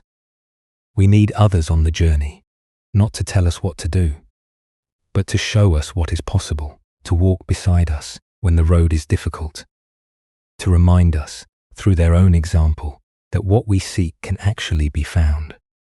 The guides appear one after another, each one offering what we need. At that moment, Mia had been searching in the wrong direction. She thought peace was somewhere she had not yet been in, some place she had not yet discovered. But peace was waiting in the stopping, not the going. It was waiting in the simple work of hands and breath and attention. The guide appeared in the form of an old basket weaver who showed her, without many words, how to finally come home to herself. Take a gentle breath now. Feel yourself here in this moment, wherever you are. Rest now in the truth that you are already where you need to be. The Buddha's first teaching after his awakening concerned suffering. He did not begin with joy or liberation or the beauty of enlightenment. He began with the simple truth that life contains difficulty, that all beings experience dissatisfaction, loss and pain. This was not pessimism, it was honesty. And this honesty, the Buddha taught, is where the path begins. We often think of suffering as a problem to be solved, an obstacle to happiness, something that should not be there. We resist it. We fight against it. We tell ourselves that if only we could eliminate suffering, then we would finally be at peace. But the Buddha saw something different. He saw that suffering itself can be a teacher, that our pain properly understood points us toward freedom. When we are comfortable, we rarely question our lives. We go along with the familiar patterns, the usual assumptions, the stories we have always told ourselves. But when suffering arrives, something cracks open. We are forced to look more deeply. We begin to ask questions we have been avoiding. We become willing to see what we have been hiding from ourselves. This is why difficulty can be a doorway, not because suffering is good in itself, but because it wakes us up. It shows us that the way we have been living is not working. It creates an opening for something new to emerge. The footprints we seek often become visible only when the ground we were standing on gives way beneath us. Let us explore how suffering can point the way, and how the very things we wish to escape can lead us toward what we most deeply need. In a prosperous city known for its fine ceramics, there lived a pottery merchant named Darrow. He had built his business from nothing, starting as a young man, with a single cart and a willingness to work harder than anyone else. Now, 30 years later, he owned the largest pottery warehouse in the region. His name was known throughout the province. His opinion on ceramics was sought by collectors and nobles alike. By every measure the world uses, Darrow was successful. His home was large and comfortable, filled with beautiful objects he had collected over the years. His wife was kind and capable. His children were grown and established in their own lives. He had money enough that he never had to worry about his next meal or his old age. He had achieved everything he had set out to achieve, and yet Darrow could not sleep. It had started gradually years ago. A few restless nights, here and there, but over time, the sleeplessness had grown worse. Now he lay awake, for hours, his mind churning through the same thoughts over and over. Worries about his business, even though it was thriving. Fears about the future, even though he was secure. A gnawing sense that something was wrong, even though he could not say what. During the day, he hid his exhaustion behind a mask of confidence. He made decisions, gave orders, negotiated deals. He played the role of the successful merchant so well that no one suspected how hollow he felt inside. But at night, when the mask came off, the emptiness was unbearable. He tried everything he could think of. Herbal remedies from the apothecary, warm baths before bed, avoiding rich foods in the evening. He even consulted a doctor who found nothing wrong with his body and suggested that perhaps his mind was troubled. This made Darrow angry. His mind was not troubled. He was a successful man. Successful men did not have troubled minds. But the sleeplessness continued, and with it came a growing despair.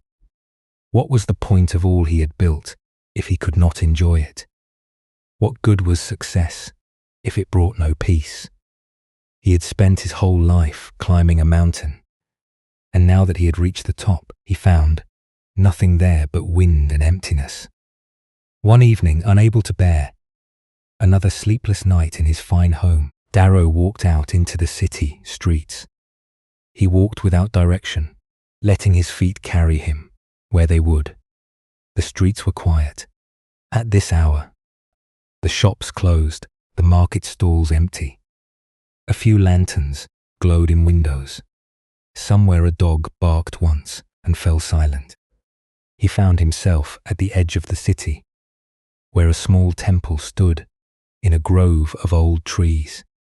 He had passed this temple countless times without ever entering. Temples were for the devout, for those seeking comfort in ritual and tradition. Darrow had always considered himself too practical for such things. But tonight, something drew him through the gate. The temple grounds were peaceful, lit by a few stone lanterns along the path. The main hall was dark, but a smaller building to the side showed light through its paper screens. Without quite knowing why, Darrow walked toward it. Inside, he found an old monk sitting in meditation. The monk's eyes were closed, his posture still, his face peaceful in a way that made Darrow's heart ache with longing. This was what he had been seeking without knowing it. This stillness, this peace. The monk opened his eyes and looked at Darrow without surprise, as if late-night visitors were perfectly normal. "You are troubled," the monk said. It was not a question. Darrow sank down onto a cushion near the door. He had not planned to speak, but the words came anyway. "I have everything I ever wanted. A successful business, a comfortable life, a family that loves me, but I cannot sleep. I cannot find peace. There is an emptiness inside me that nothing fills. I have achieved everything, and it means nothing." He heard the bitterness in his own voice and felt ashamed. What? There were people with real problems, real suffering. He was just a rich man who could not sleep. The monk nodded slowly. "You have discovered something important? Something many people never discover until it is too late." "What have I discovered? That success is meaningless? That I have wasted my life?" "No. You have discovered that what you were seeking cannot be found where you were looking. You sought peace in achievement, in accumulation, in the respect of others. These things are not bad, but they cannot give you what you truly need. You climbed the wrong mountain." Darrow felt a flash of anger. "Then, where should I have been looking?" The monk smiled gently. "The peace you seek is not outside you. It is not something you can earn or buy or achieve. It is already here, already present, waiting for you to notice. But you have been so busy climbing that you never stop to look. He gestured to the cushion across from him. Sit with me for a while. Do nothing. Seek nothing. Just sit and breathe and be here. Let the striving rest. For a few moments, Darrow wanted to argue. He wanted to point out that doing nothing was not a solution, that problems required action, that his practical mind needed something more concrete than sitting and breathing. But he was so tired of trying, tired of failing to find what he needed. So he moved to the cushion and sat. At first, his mind raced even faster than usual. Thoughts about his business, his sleeplessness, his frustration with this simple monk who probably knew nothing about the real world. Thoughts about how foolish he must look, a wealthy merchant sitting in a temple in the middle of the night. Thoughts about all the things he should be doing instead of sitting here doing nothing. But the monk said nothing. He simply sat, breathing quietly, present and peaceful. And somehow that silence, that stillness began to seep into Darrow. Not because he was trying to be still, but because the monk's presence was like a calm lake, and Darrow was a stone that had been thrown into it. The ripples gradually settled. Gradually, almost imperceptibly. Something shifted in Darrow, the racing slowed. The thoughts continued, but they seemed less urgent, less demanding. They arose and passed away, and he did not have to follow each one. He noticed his own breathing, the rise and fall of his chest, the simple fact that he was alive. In this moment, in this small room, in the quiet of the night, he noticed the flickering of the lantern, the smell of incense, the distant sound of night insects. For just a few moments, the emptiness lifted. He felt something he had not felt in years, a sense of being okay, not because anything had changed in his life, not because his problems had been solved, but because he had stopped fighting, he had stopped striving. He had let himself simply be without needing to achieve or fix or improve anything. The monk opened his eyes. There, did you feel it? Darrell nodded. Not trusting himself to speak, his eyes were wet, though he could not have said why. That peace is always available. It is what remains when you stop adding struggle to each moment. You cannot achieve it because it is not an achievement. You can only allow it. You have been trying so hard to find peace that your trying itself was blocking it. Darrow sat with this for a long time. The night deepened around them. The lantern flickered and steadied. My suffering brought me here, he finally said. If I had been sleeping well, if I had been content with my success, I would never have walked through your gate. Yes, the monk agreed. This is the gift of suffering. It shows us that the way we have been living is not working. It opens us to something new. Many people have everything you have and never question their lives. They stay comfortable and asleep. But your discomfort woke you up. It brought you here to this moment, to this possibility. Darrow returned to the temple many times in the months that followed. He learned to sit in meditation, though his busy mind resisted at first. He learned to notice when he was striving and to let the striving rest. He learned that the emptiness he had felt was not a defect, but a messenger pointing him toward what he had been missing. His business continued. His life continued. But something had changed at the center of it all. He had found a peace that did not depend on achievement or accumulation. A peace that was available in any moment if he only stopped struggling long enough to notice it. And it had started with suffering, with sleepless nights and knowing emptiness. The very things he had wished away had been the footprints leading him home. This story shows us how suffering can be a doorway rather than merely a burden. Darrogh had everything the world says should make us happy. Yet he was not at peace. His suffering was not a sign that something was wrong with him. It was a sign that something was right. It was his deeper self, calling him toward what he truly needed, refusing to let him stay asleep in comfortable numbness.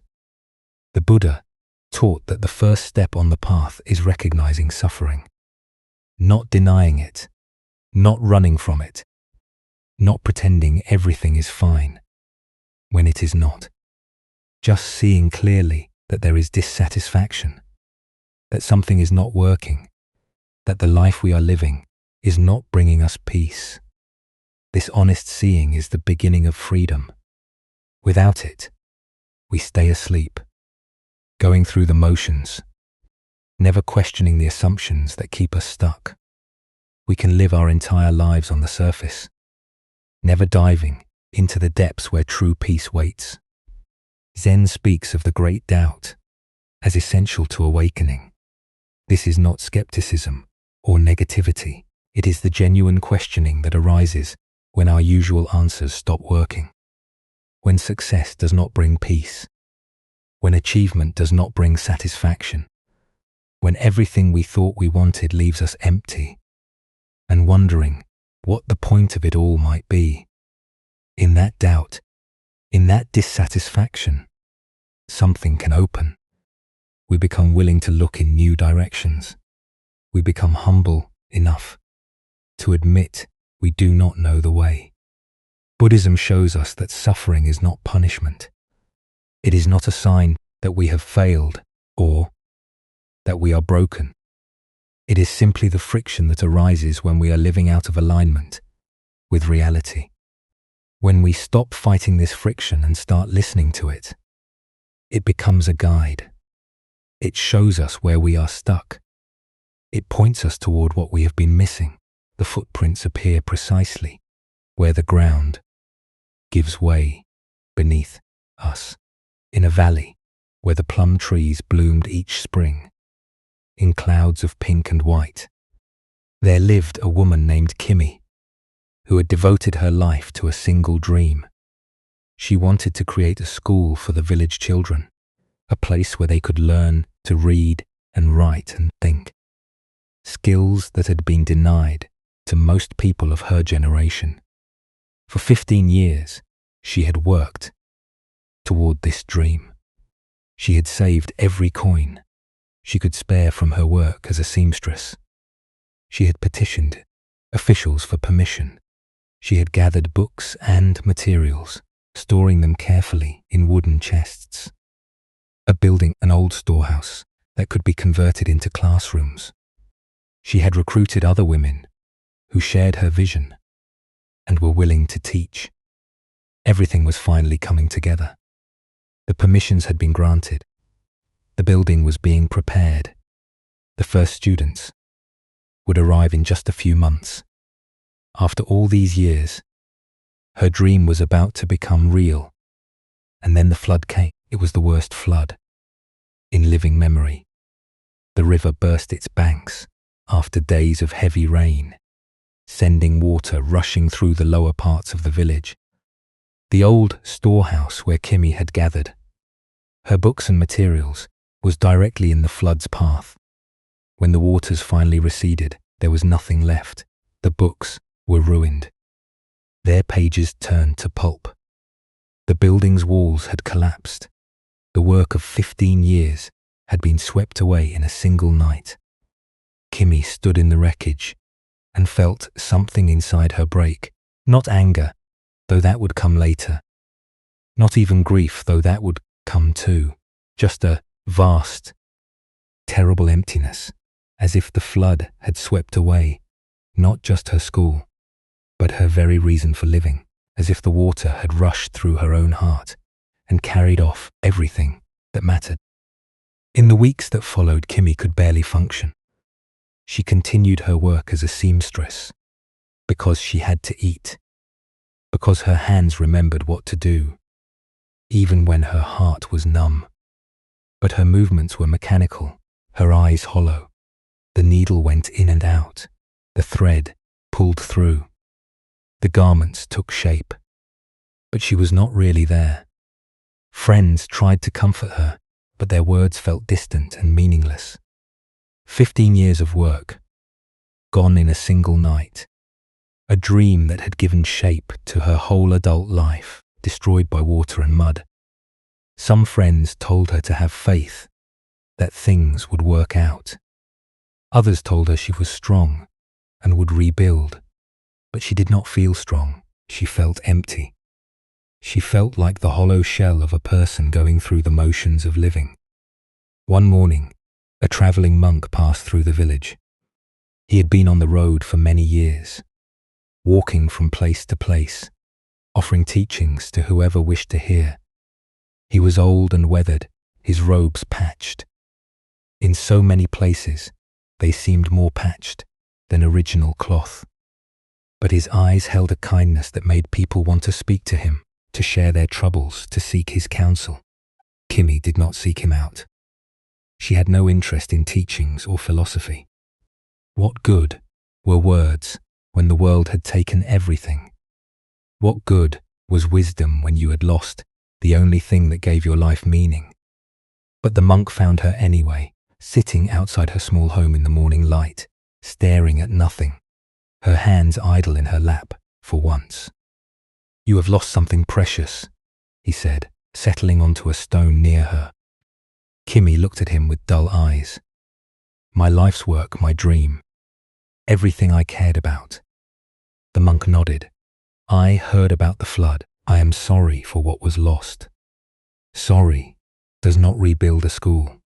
Sorry does not bring back 15 years of work." "No," the monk agreed. "It does not. Nothing can bring back what is gone. That is the nature of things. They arise, and they pass away. Even our greatest works, even our most precious dreams." Kimmy felt anger flicker inside her. "Is that your teaching? That nothing lasts, so why bother caring? I have heard such philosophy before, it brings no comfort." The monk smiled gently. "That is not my teaching. I do not say that caring is pointless. I say that loss is part of life, not a mistake or a punishment. When we resist this truth, we add suffering to suffering. But when we accept it, something surprising can happen." "What can possibly happen? My school is gone. My dream is dead. Dreams can die and be reborn. Buildings can be destroyed and rebuilt. The flood took your materials and your storehouse. Did it take your knowledge? Did it take your love for the children? Did it take the other women who shared your vision?" Kimmy was silent. She had not thought about it this way. She had been so lost in what was gone that she had not considered what remained. "The dream is not the building," the monk continued. "The dream is not the books. Though books are helpful, the dream is something that lives in you, in your heart and mind. The flood could not touch that. It is still here, waiting for you to notice it." Kimmy felt something shift, just slightly, in the heaviness that had been crushing her. "But how do I begin again? I am not young anymore. I do not have another 15 years to save and gather and prepare." "Perhaps you do not need 15 years. Perhaps the first school was preparation for a different kind of beginning. You know now what is possible. You have allies who believe in the vision. You have learned lessons that only experience can teach. The flood took things that can be replaced. It could not take what truly matters." The monk reached into his bag and pulled out a small worn book. Its pages were yellowed with age, its binding frayed. "This was given to me many years ago by a teacher who had lost everything in a fire. His library, his manuscripts, the work of his lifetime. He told me that the fire was the greatest teaching he ever received. It showed him that his attachment to things had been obscuring his understanding of what truly mattered. After the fire, he became a greater teacher than before because he was no longer holding on so tightly. He offered the book to Kimmy. He gave me this one book that survived the fire. He said it was enough. He said that sometimes losing everything shows us how little we actually need. Kimmy took the book with trembling hands. She did not open it. She just held it, feeling its weight, its realness. I wanted to give up, she said, quietly. I wanted to stop caring about anything because caring leads to loss. Yes, that is one response to suffering, to close down, to protect ourselves by not wanting anything. But there is another way. We can let the loss open us instead of close us. We can let it teach us what matters and what does not. We can let it make us wiser and more compassionate, not harder, and more bitter. He rose to leave, adjusting his pack on his shoulders. Your dream is not dead. It is waiting. The flood cleared away what could be cleared. What remains is essential. Build from there. And perhaps this time build with open hands, knowing that everything you create will someday pass away. This knowing does not make the building less worthwhile. It makes it more precious, more honest, more true. Kimmy watched him walk away down the dusty road. She sat for a long time with the old book in her hands, feeling the shift that had begun inside her. The emptiness was still there, but it was different now. It was not only loss, it was also space. Space where something new could grow. In the months that followed, Kimmy did begin again, not by trying to recreate what was lost, but by starting fresh with what remained. She gathered the women who had shared her vision. They met in borrowed rooms, in homes, under trees when the weather was good. They taught with whatever books they could find.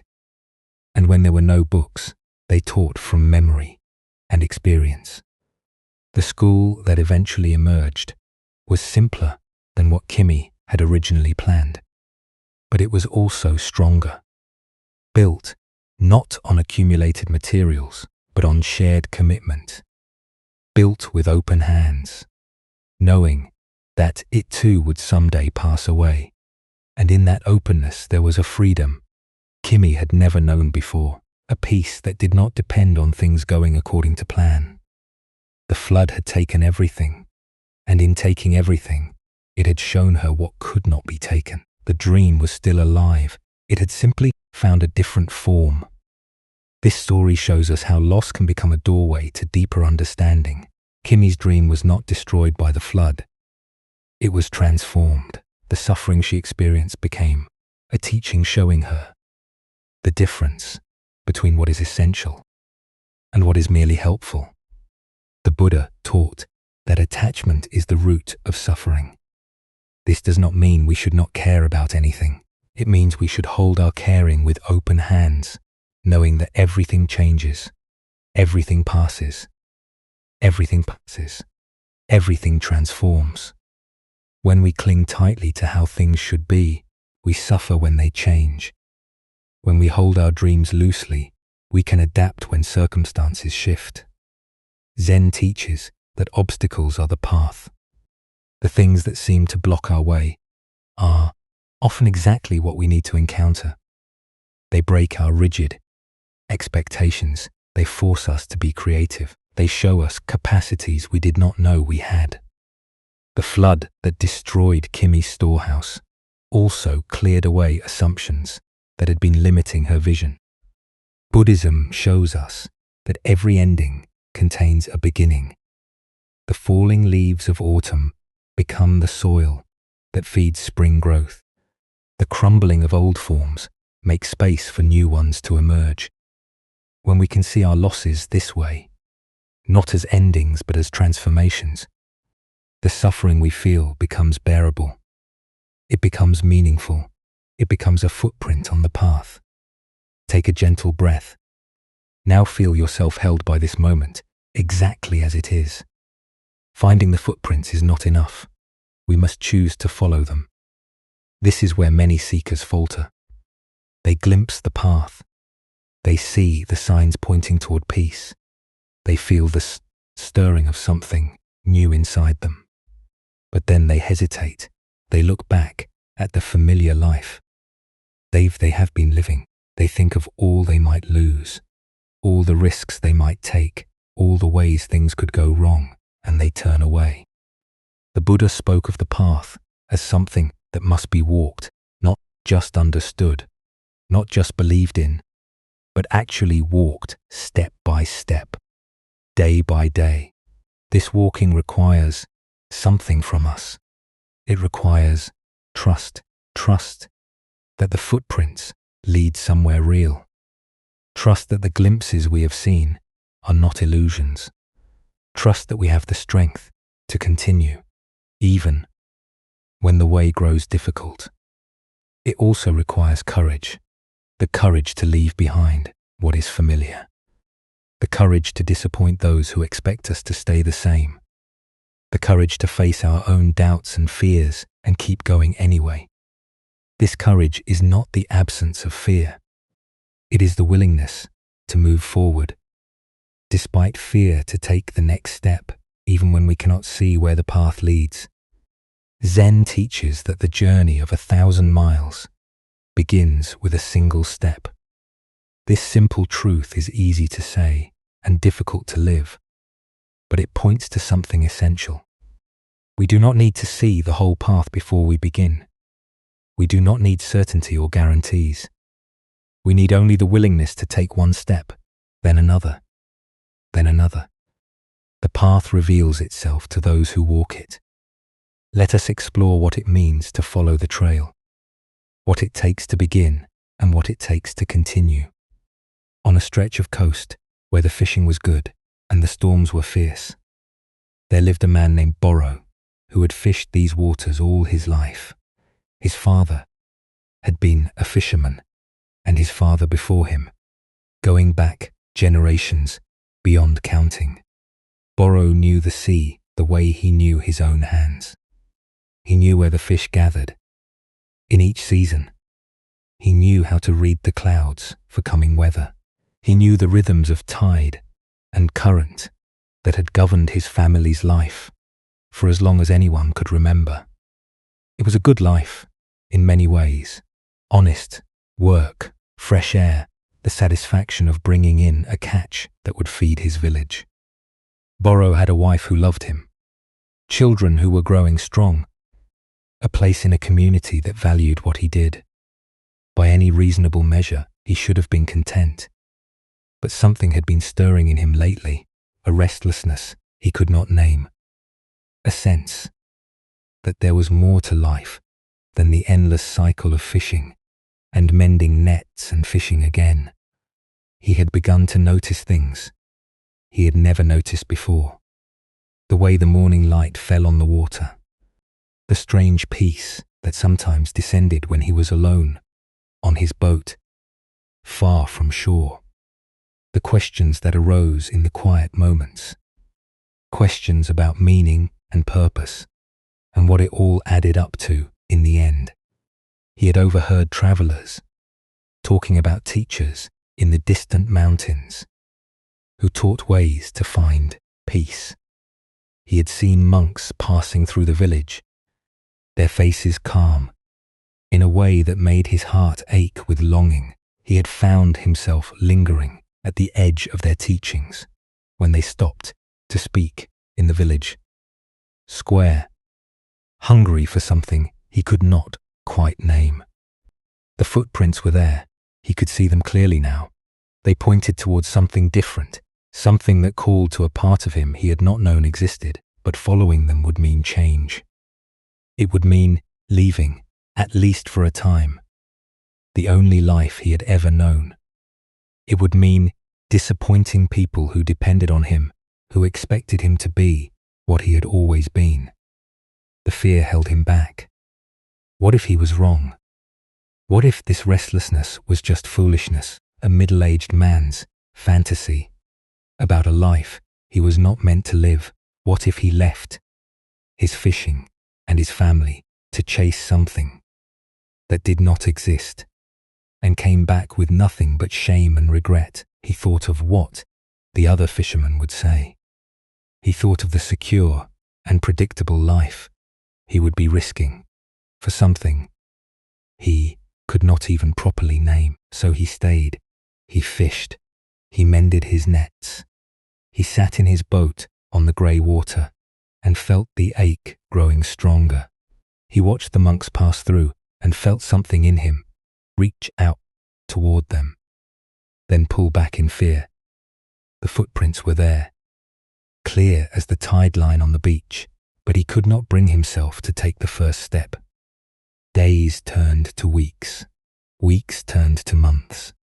The cold did not fade, but he learned to live with it the way you learn to live with a wound that never quite heals. One evening, as the autumn winds began to blow cold from the north, Boro sat with his elderly father on the rocks above the harbour. The old man had stopped fishing years ago, his body too worn for the work, his hands too stiff to handle the nets. But he still came to watch the boats come in each day.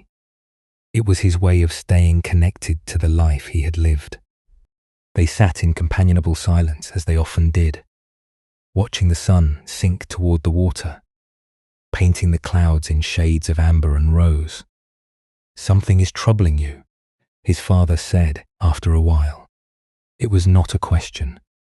The old man had always been able to read his son, even when Boro was a child, trying to hide some mischief. "You have been carrying something heavy for a long time now. I see it in the way you walk. I hear it in the silences between your words." Boro hesitated. He had not spoken of his restlessness to anyone, not even his wife. It felt shameful somehow, like a betrayal of everything his family had built over generations. How could he explain that the life they had given him, the life that should have been enough, was not enough? How could he say such a thing without hurting everyone he loved? "I have been feeling unsettled," he finally said, the words coming slowly. "There is something calling me, something I cannot explain. I feel it when I am alone on the water. I feel it when the monks pass through. A pull towards something different, something more, but I am afraid to follow it. I am afraid of what I might lose. I am afraid of being a fool." His father was quiet for a long time, watching the orange light spread across the waves. Like fire on water, the wind picked up, carrying the smell of salt and seaweed. Somewhere below them, the boats creaked against their moorings. "When I was your age," he said slowly, "I felt the same thing, a pull towards something I could not name, a sense that there was more to life than what I knew." Boro turned to look at him, surprised. His father had never spoken of such things. "What did you do?" The old man's face was sad in the fading light. "I did nothing. I was afraid, just as you are. I told myself that my duties were here, that my family needed me, that it was foolish to chase dreams when there was real work to be done. I buried that feeling and went on with my life." He paused, and when he spoke again, his voice was heavy. "I have had a good life. I do not regret my family, my work, the years I spent on the water. But there is something else, a wondering, a question that has followed me all these years. What would have happened if I had been brave enough to follow that call? What might I have discovered? I will never know, and that not knowing has been a weight I have carried every day since." He turned to face his son directly, his old eyes bright with something that might have been tears. "Do not make my mistake. Boro, do not wait until you are old and your body will not carry you to wonder what might have been. If something is calling you, answer it. If you have seen footprints on a path you do not understand. Follow them. The fishing will still be here. Your family will still love you. But this call, this stirring in your heart, it may not wait forever. It may grow quiet if you ignore it too long, and then you will be left, as I have been left, with nothing but questions. Boro sat with his father's words. Long after the old man had gone to bed, he watched the stars emerge over the dark water.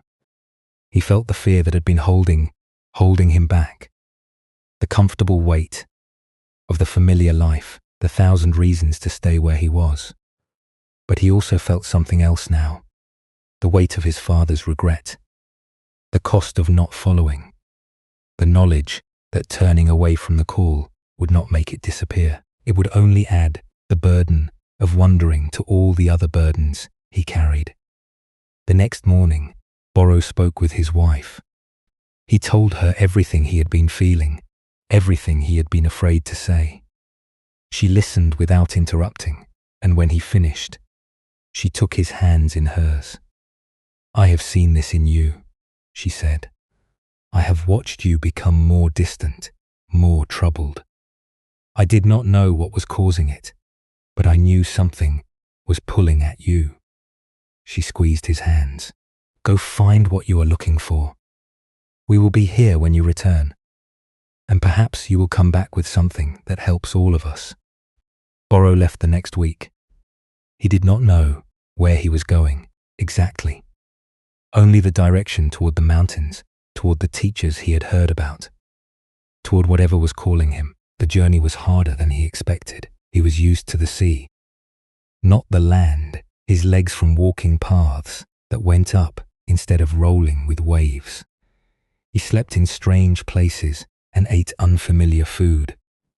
There were moments when he wanted to turn back, when the fear rose up and told him he was a fool for leaving everything he knew.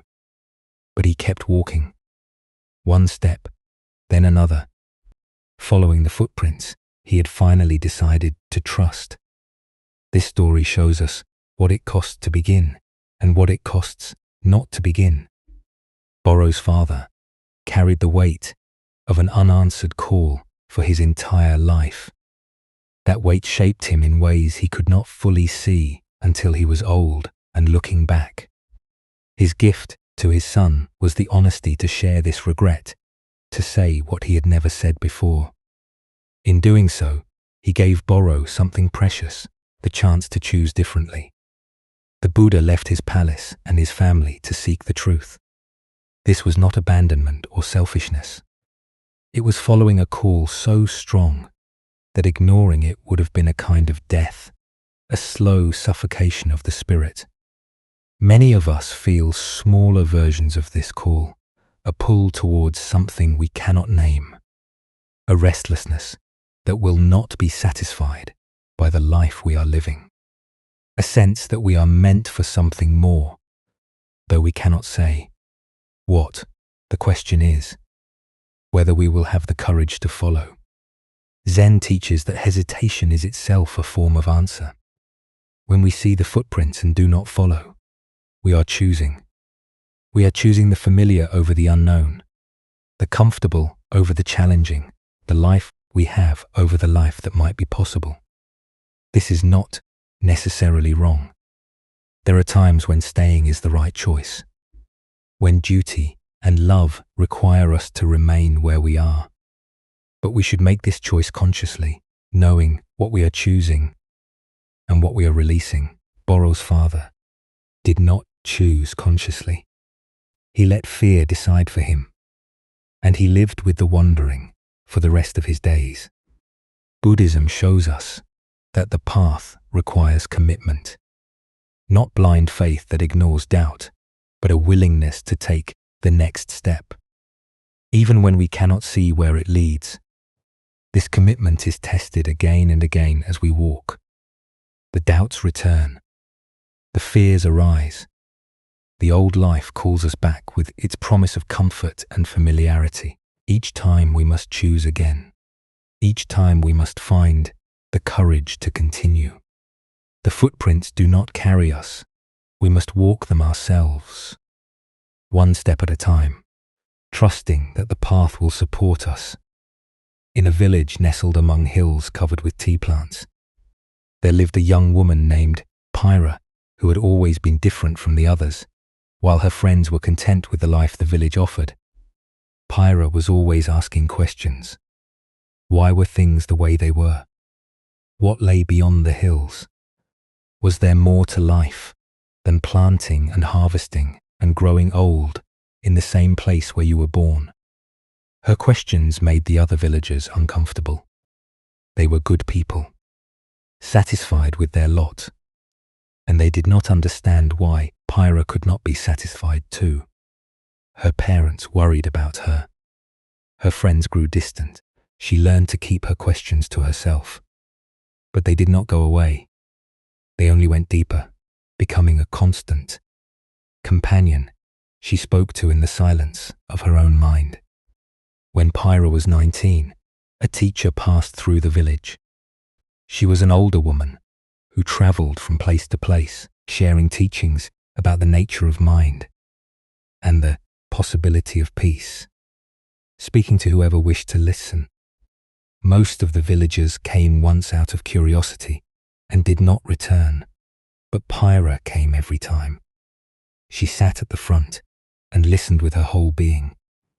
The teacher spoke of things Pyra had always sensed but never had words for: the restlessness that comes from seeking happiness in things that cannot provide it, the peace that becomes available when we stop struggling against the way things are, the path that countless seekers had walked before, leaving footprints for those who came after.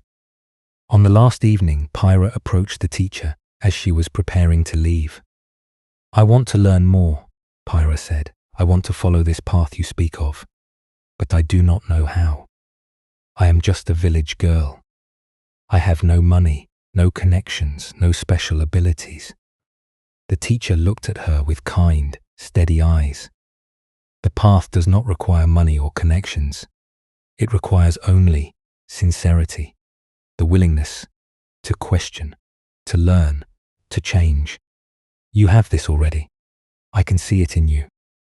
But where do I go? What do I do?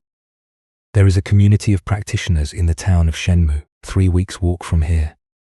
They accept anyone who comes with a sincere heart. Go there. Tell them, I sent you. Begin your training. The rest will unfold as it needs to. Pyra felt excitement and terror in equal measure. 3 weeks. Walk alone to a place she had never seen. To live among strangers. To pursue something her family and friends would not understand. "I am afraid," she admitted. The teacher smiled. "Of course you are. Fear is natural when we face the unknown, but fear is not a reason to stay where we are. It is just a feeling, like any other feeling. It arises, and it passes. You do not have to obey it. You can feel the fear and take the step anyway." She placed a hand on Pyra's shoulder. "The path is real. The footprints are there. You have seen them. Now you must decide whether you will follow them or spend your life wondering what might have been." Pyra left 3 days later. She told her parents she was going to study in a distant town, which was true in a way, though not the way they understood it. Her mother cried. Her father was silent and confused. Her friends looked at her as if she had lost her mind. The journey was longer and harder than she had imagined. She had never been more than a day's walk from her village.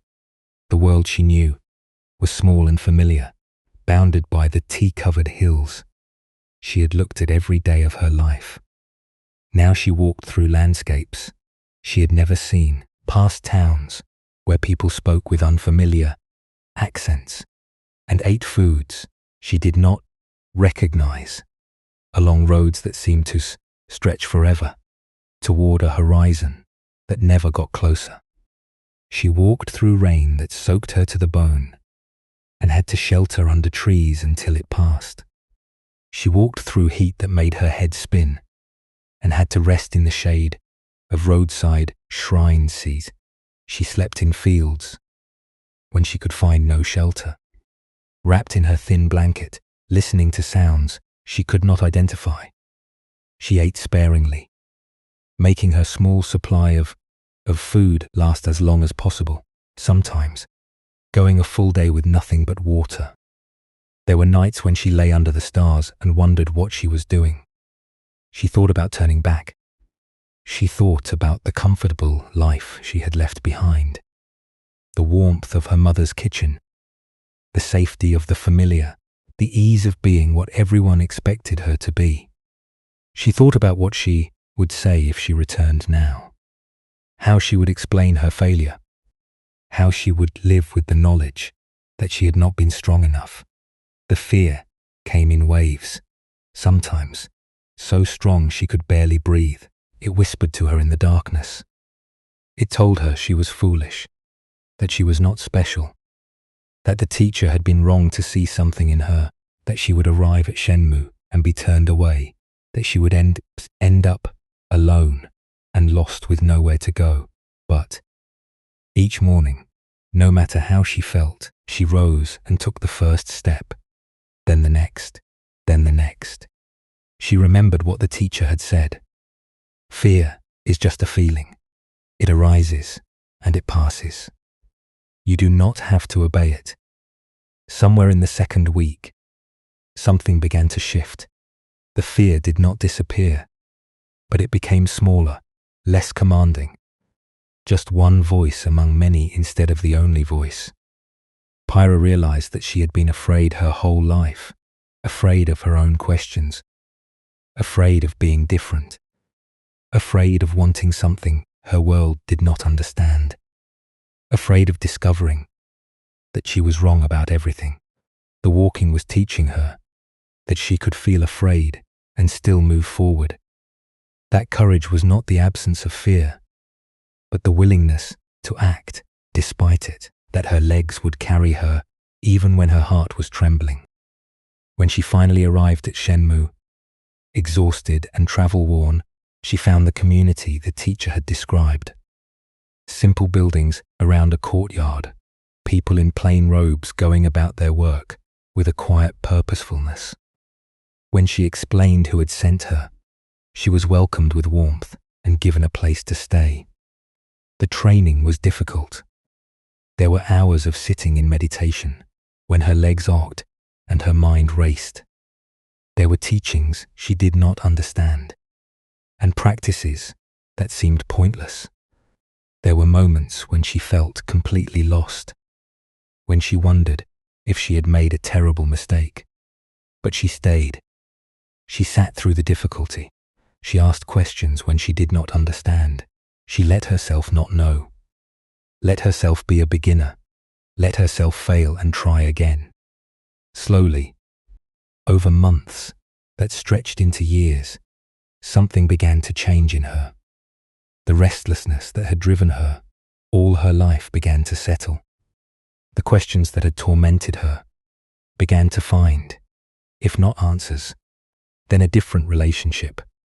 She was not the same person who had left the village. She was becoming something new. And it had all started with a decision to follow the footprints. A decision to trust that the path was real, even when she could not see where it led.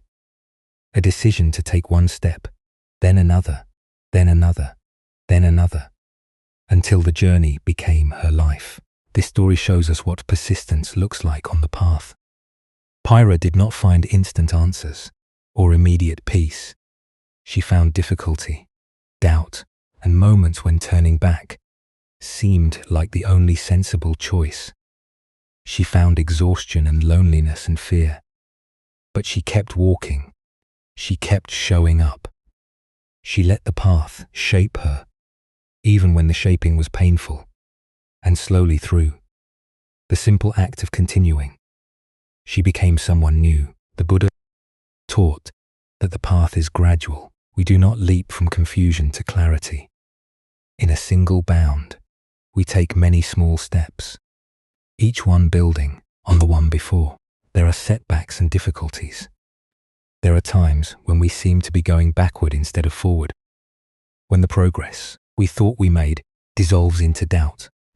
But if we keep walking, if we keep following the footprints, we slowly become different. We slowly become free. The transformation happens not in spite of the difficulty, but through it. Zen emphasizes just this showing up. The elaborate philosophies and profound experiences matter less than the simple act of continuing sitting when you do not want to sit, walking when your legs are tired, staying with the practice when it seems pointless, and you cannot remember why you started. This persistence is not glamorous. It does not make for exciting stories, but it is what actually works. It is what actually transforms us. The path reveals itself to those who walk it, not to those who merely think about walking. Buddhism shows us that trust deepens through walking. At the beginning, we follow the footprints with little more than hope and longing. We trust because we have glimpsed something, because something calls us, because staying where we are has become unbearable. But as we walk, as we persist through difficulty, the trust becomes something more solid. We see that the path is real because we are living it. We know that peace is possible because we are beginning to taste it. The footprints we followed on faith become the ground beneath our feet. What was hope becomes knowledge. What was belief becomes experience. Take a gentle breath now and just pause for a moment. The uncertainty of life is part of the journey. The Buddha did not promise his followers that the path would be obvious. From the start, he said, it must be walked, tested, experienced. The truth reveals itself through living, not through belief alone. We take steps in the dark, trusting that light will come, and gradually it does. As we walk, as we continue, following the signs we have glimpsed, something begins to change. The footprints that seemed so faint become clearer. The path that felt imaginary becomes solid. Beneath our feet, we look back at where we have been and see with growing wonder that the trail was there all along. Every step we took was on the path. Even the steps we thought were mistakes. Every doubt we felt was part of the journey. Every moment of confusion was leading us forward. This is how the path becomes real. Not all at once, but gradually through the accumulated evidence of our own experience. We began with hope. We continue with something stronger, a knowing that comes not from books or teachers, but from walking the ground ourselves. Zen speaks of this as the confirmation that arises from practice. We hear the teachings and we wonder if they are true. We try the practices and we doubt whether they are working. But if we persist, if we keep following the footprints, there comes a time when we no longer wonder. We know, not because someone told us, but because we have lived it. The path that seemed like a possibility becomes the path we are walking. The peace that seemed like a distant dream becomes the peace we are beginning to taste. Tonight, as we come to the end of our journey together, let us explore how the path becomes real. In a town where the river met the sea, there lived a tea house owner named Nori, who had been following the footprints for many years. She had not always been a seeker. For the first half of her life, she had been, like most people, busy with the demands of daily existence. Too occupied to wonder about deeper things. She had inherited the tea house from her mother, who had inherited it from her mother before her. It was a modest place, a few low tables in a room overlooking the water, where travelers and locals came to rest and drink tea and watch the boats pass by. Nori had run it capably, serving her customers with efficiency, if not particular warmth. It was work. It paid the bills. It filled the hours. She did not expect more from it than that. The change had begun quietly. So quietly she almost did not notice. It started with a regular customer, an elderly man who came each afternoon to sit by the window and drink his tea in silence. He was unremarkable in most ways. His clothes were simple. His face was weathered by years. He never said much, just ordered his tea, watched the water, and sat in a stillness that seemed to fill the space around him. Nori had served many customers over the years, but something about this man was different. When she brought him his tea, she felt herself slow down. The rush that usually propelled her through her days would ease for a moment. She would set down the cup and feel just briefly as if nothing else existed. Just this moment, just this cup, just this quiet man looking out at the river. She began to look forward to his visits, not because they talked, for they rarely exchanged more than a few words, but because in his presence something in her settled. The endless chatter in her mind would quiet. The worries that usually crowded her thoughts would recede. She felt more herself, though she could not have explained what that meant. One afternoon, after months of these silent visits, Nori gathered the courage to ask him a question. "Forgive me," she said, setting down his tea, "but I have noticed something about you. You seem so peaceful, so at ease. I have run this tea house for 20 years, and I have never seen anyone sit the way you sit. What do you know that I do not?" The old man looked at her with kind eyes. He was quiet for a moment, as if considering whether to speak. "I have been practicing for a long time," he finally said, "watching my mind, learning to be present, following footprints that were left by those who came before me." "Practicing what? Following what footprints?" He smiled gently. "There is a path, a way of being that leads to peace. I did not believe it at first. I thought peace was for monks and hermits, not for ordinary people like me. But I was wrong. The path is for anyone who wishes to walk it. The footprints are everywhere, once you learn to see them." Nori felt something stir in her chest. A recognition, a longing she had not known, she carried. "How do I find these footprints? How do I begin?" The old man gestured to the cup of tea between them. "You have already begun. You notice something. You asked a question. This is how it starts." He lifted the cup and held it in both hands, feeling its warmth. "The footprints are in this moment, in the attention you bring to pouring tea, in the pause between one task and the next, in the willingness to be here, now." Instead of lost in thoughts about elsewhere, he took a sip of tea, then set the cup down carefully. "I cannot give you the path. I can only point toward it. But if you are sincere, if you truly wish to find peace, you will discover that the footprints are already all around you. You have been walking past them your whole life. Now you are beginning to see them." That conversation changed everything for Nori. Not dramatically, not all at once, but in the way that water changes stone. Slowly, persistently, irrevocably. She began to pay attention in ways she never had before. When she poured tea, she noticed the pouring. When she wiped the tables, she felt the cloth in her hand, the smooth wood beneath it. When customers spoke to her, she listened, not just to respond, but to truly hear. Small changes, barely visible to anyone watching, but something was shifting inside her. The old man continued to come each afternoon. Sometimes he would offer a word or two of guidance. "Notice when your mind wanders. Come back to what is here. Do not judge yourself for losing the way. Just return again and again. Return." But mostly, he simply sat in his peaceful silence.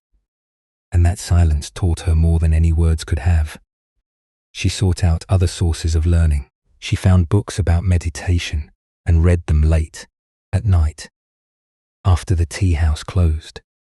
She attended talks by teachers who passed through the town. She began to sit in silence each morning before opening, just for a few minutes.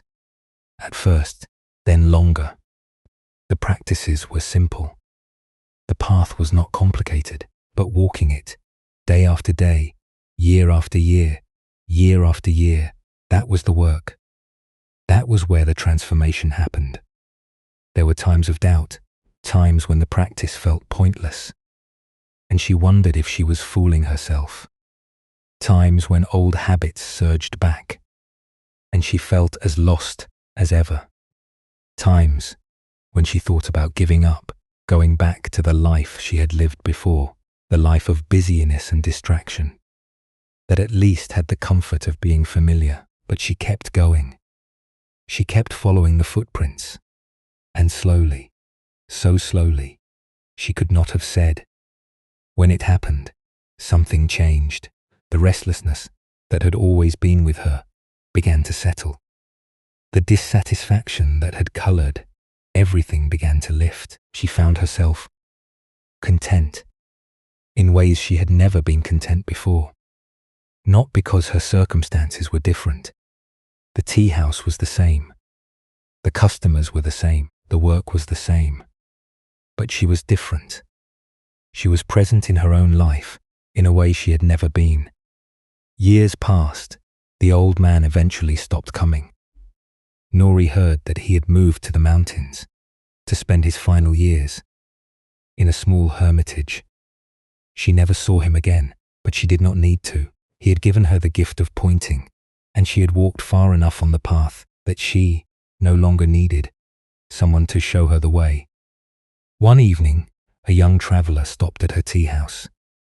She was weary from the road, her clothes dusty, her face tight with some unnamed worry. Nori served her tea and sat with her for a moment, as she often did now with customers who seemed to need company. "You seem troubled," Nori said gently. The young woman looked up with tired eyes. "I am searching for something. I do not even know what. I just know that life as I have been living, it is not enough. I feel like there must be more, but I do not know where to find it." Nori smiled. She remembered feeling exactly this way many years ago, before the old man had first pointed her toward the footprints. "Tell me," she said, "have you ever noticed how it feels to truly pay attention to something? Not but completely just one thing, filling your whole awareness." The young woman considered this. "I do not think I have. My mind is always busy, always somewhere else. That busyness is what hides what you are seeking. The peace you long for is not somewhere else. It is here in this moment, waiting for you to notice. But the busy mind keeps you from seeing it." She pushed the teacup closer to the young woman. "Try something. Pick up this cup. Feel its weight in your hands. Feel the warmth of the tea through the clay. Do not think about it. Just feel it." The young woman picked up the cup. She held it, frowning slightly with concentration.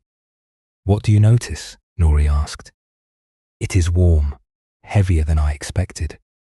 The surface is a little rough." "Good. Now take a sip, but do not drink the way you usually drink. Drink as if this were the first cup of tea you had ever tasted. Notice everything." The young woman raised the cup to her lips and drank. Something in her face softened. The tightness around her eyes eased just slightly. "There," Nori said, "that moment of attention. That is the beginning. That is the first footprint. The path you are seeking. With something as simple as truly tasting your tea." The young woman looked at her with wonder. "But how does drinking tea lead to peace? How does noticing things change anything?" Nori laughed softly. "I asked the same question many years ago. A wise man told me that the footprints are everywhere once you learn to see them. I did not understand what he meant, But I followed his guidance. I practiced noticing. I practiced being here. And over time, slowly, the path became clear. She gestured to the tea house around them. The simple wooden walls, the view of the river in the fading light, the steam rising from the pot. I have run this tea house for over 30 years now. The work has not changed, but I have changed. I used to serve tea while thinking about 100 other things. Now I serve tea, just this cup, just this customer, just this moment. And in that simplicity, there is peace. Not because the circumstances are special, but because I am finally here to experience them. The young woman was quiet for a long moment. How do I continue? How do I find more footprints? You pay attention. You notice when your mind pulls you away, and you come back again and again. You come back to what is here. That is the whole practice. It sounds simple, and it is simple, but it is also the work of a lifetime. Each time you return to the present moment, you are taking a step on the path. Each moment of true attention is a footprint showing you the way. Nori rose to attend to another customer who had just arrived, but before she left, she placed her hand briefly on the young woman's shoulder. "The path is real," she said. "I know, because I have walked it. The peace you seek is real. I know, because I have found it. Not perfectly, not completely, but enough to know it exists. Enough to know that every step you take toward it is worthwhile." She smiled. "You came here looking for something. Perhaps you have found the first footprint. Trust the path. It has been walked by countless seekers before you, and it will be walked by countless more after. You are not alone on this journey." This story shows us where the path can lead. Nori began where many of us begin, with a glimpse, a question, a longing for something more. She followed the footprints with patience and persistence, through doubt and difficulty for many years. And what she found was not a dramatic transformation, but a quiet revolution. She became present in her own life. She found peace, not by escaping her circumstances, but by fully inhabiting them. The Buddha taught that the path is available to everyone, not just monks or scholars or those with special gifts. Anyone who sincerely follows the footprints can find what Nori found. The peace that comes from presence. The freedom that comes from no longer running away from this moment. The simple joy of being fully here, now, in whatever life offers. Zen shows us that the extraordinary is hidden in the ordinary. Serving tea, wiping tables, watching boats pass on the river. These simple activities become doorways to awakening. When we bring our full attention to them, we do not need to seek far away. We do not need to climb distant mountains or find secret teachings. The path is here. The footprints are in this very moment, waiting for us to see them. Buddhism teaches that the journey has no final destination, only deepening. Nori did not arrive at some point where the practice was complete and she could stop. She continued.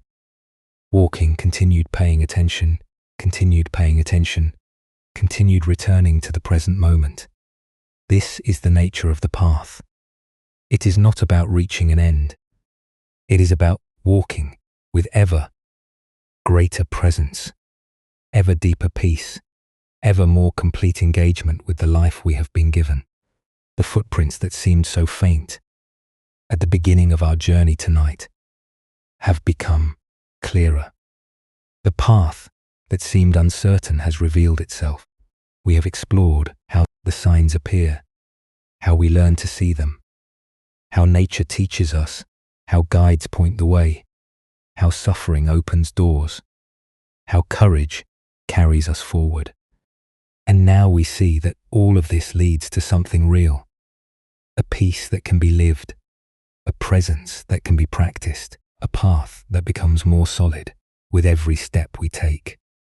As we come to the end of our time together tonight, let yourself settle even more deeply into rest. We have explored the discovery of the footprints. We have seen how the signs appear through people and words, through nature and guides, through the very difficulties we wish to escape. We have felt what it means to learn, to see, to find the courage to follow, to persist when the way grows hard, and we have arrived at the simple truth that the path is real. It has been walked by countless seekers before us, and it waits for us now, clear and patient, ready to receive our next step. You do not need to remember all of this. The stories and teachings have done their work. They have settled into you like seeds falling onto quiet earth. In their own time, in their own way, they will grow. For now, there is nothing more to do. The footprints have been found. The direction is clear.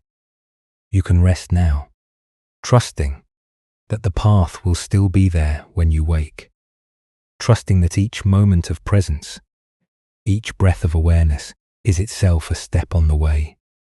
Sleep will come when it is ready. There is no need to chase it. Simply allow yourself to be here, held by this night, held by the ancient wisdom that has guided seekers for thousands of years. You are part of that great river of seekers. Now you are walking where others have walked. You are never alone. The path is real, and you are already on your way. Sleep well, and thank you for joining us here at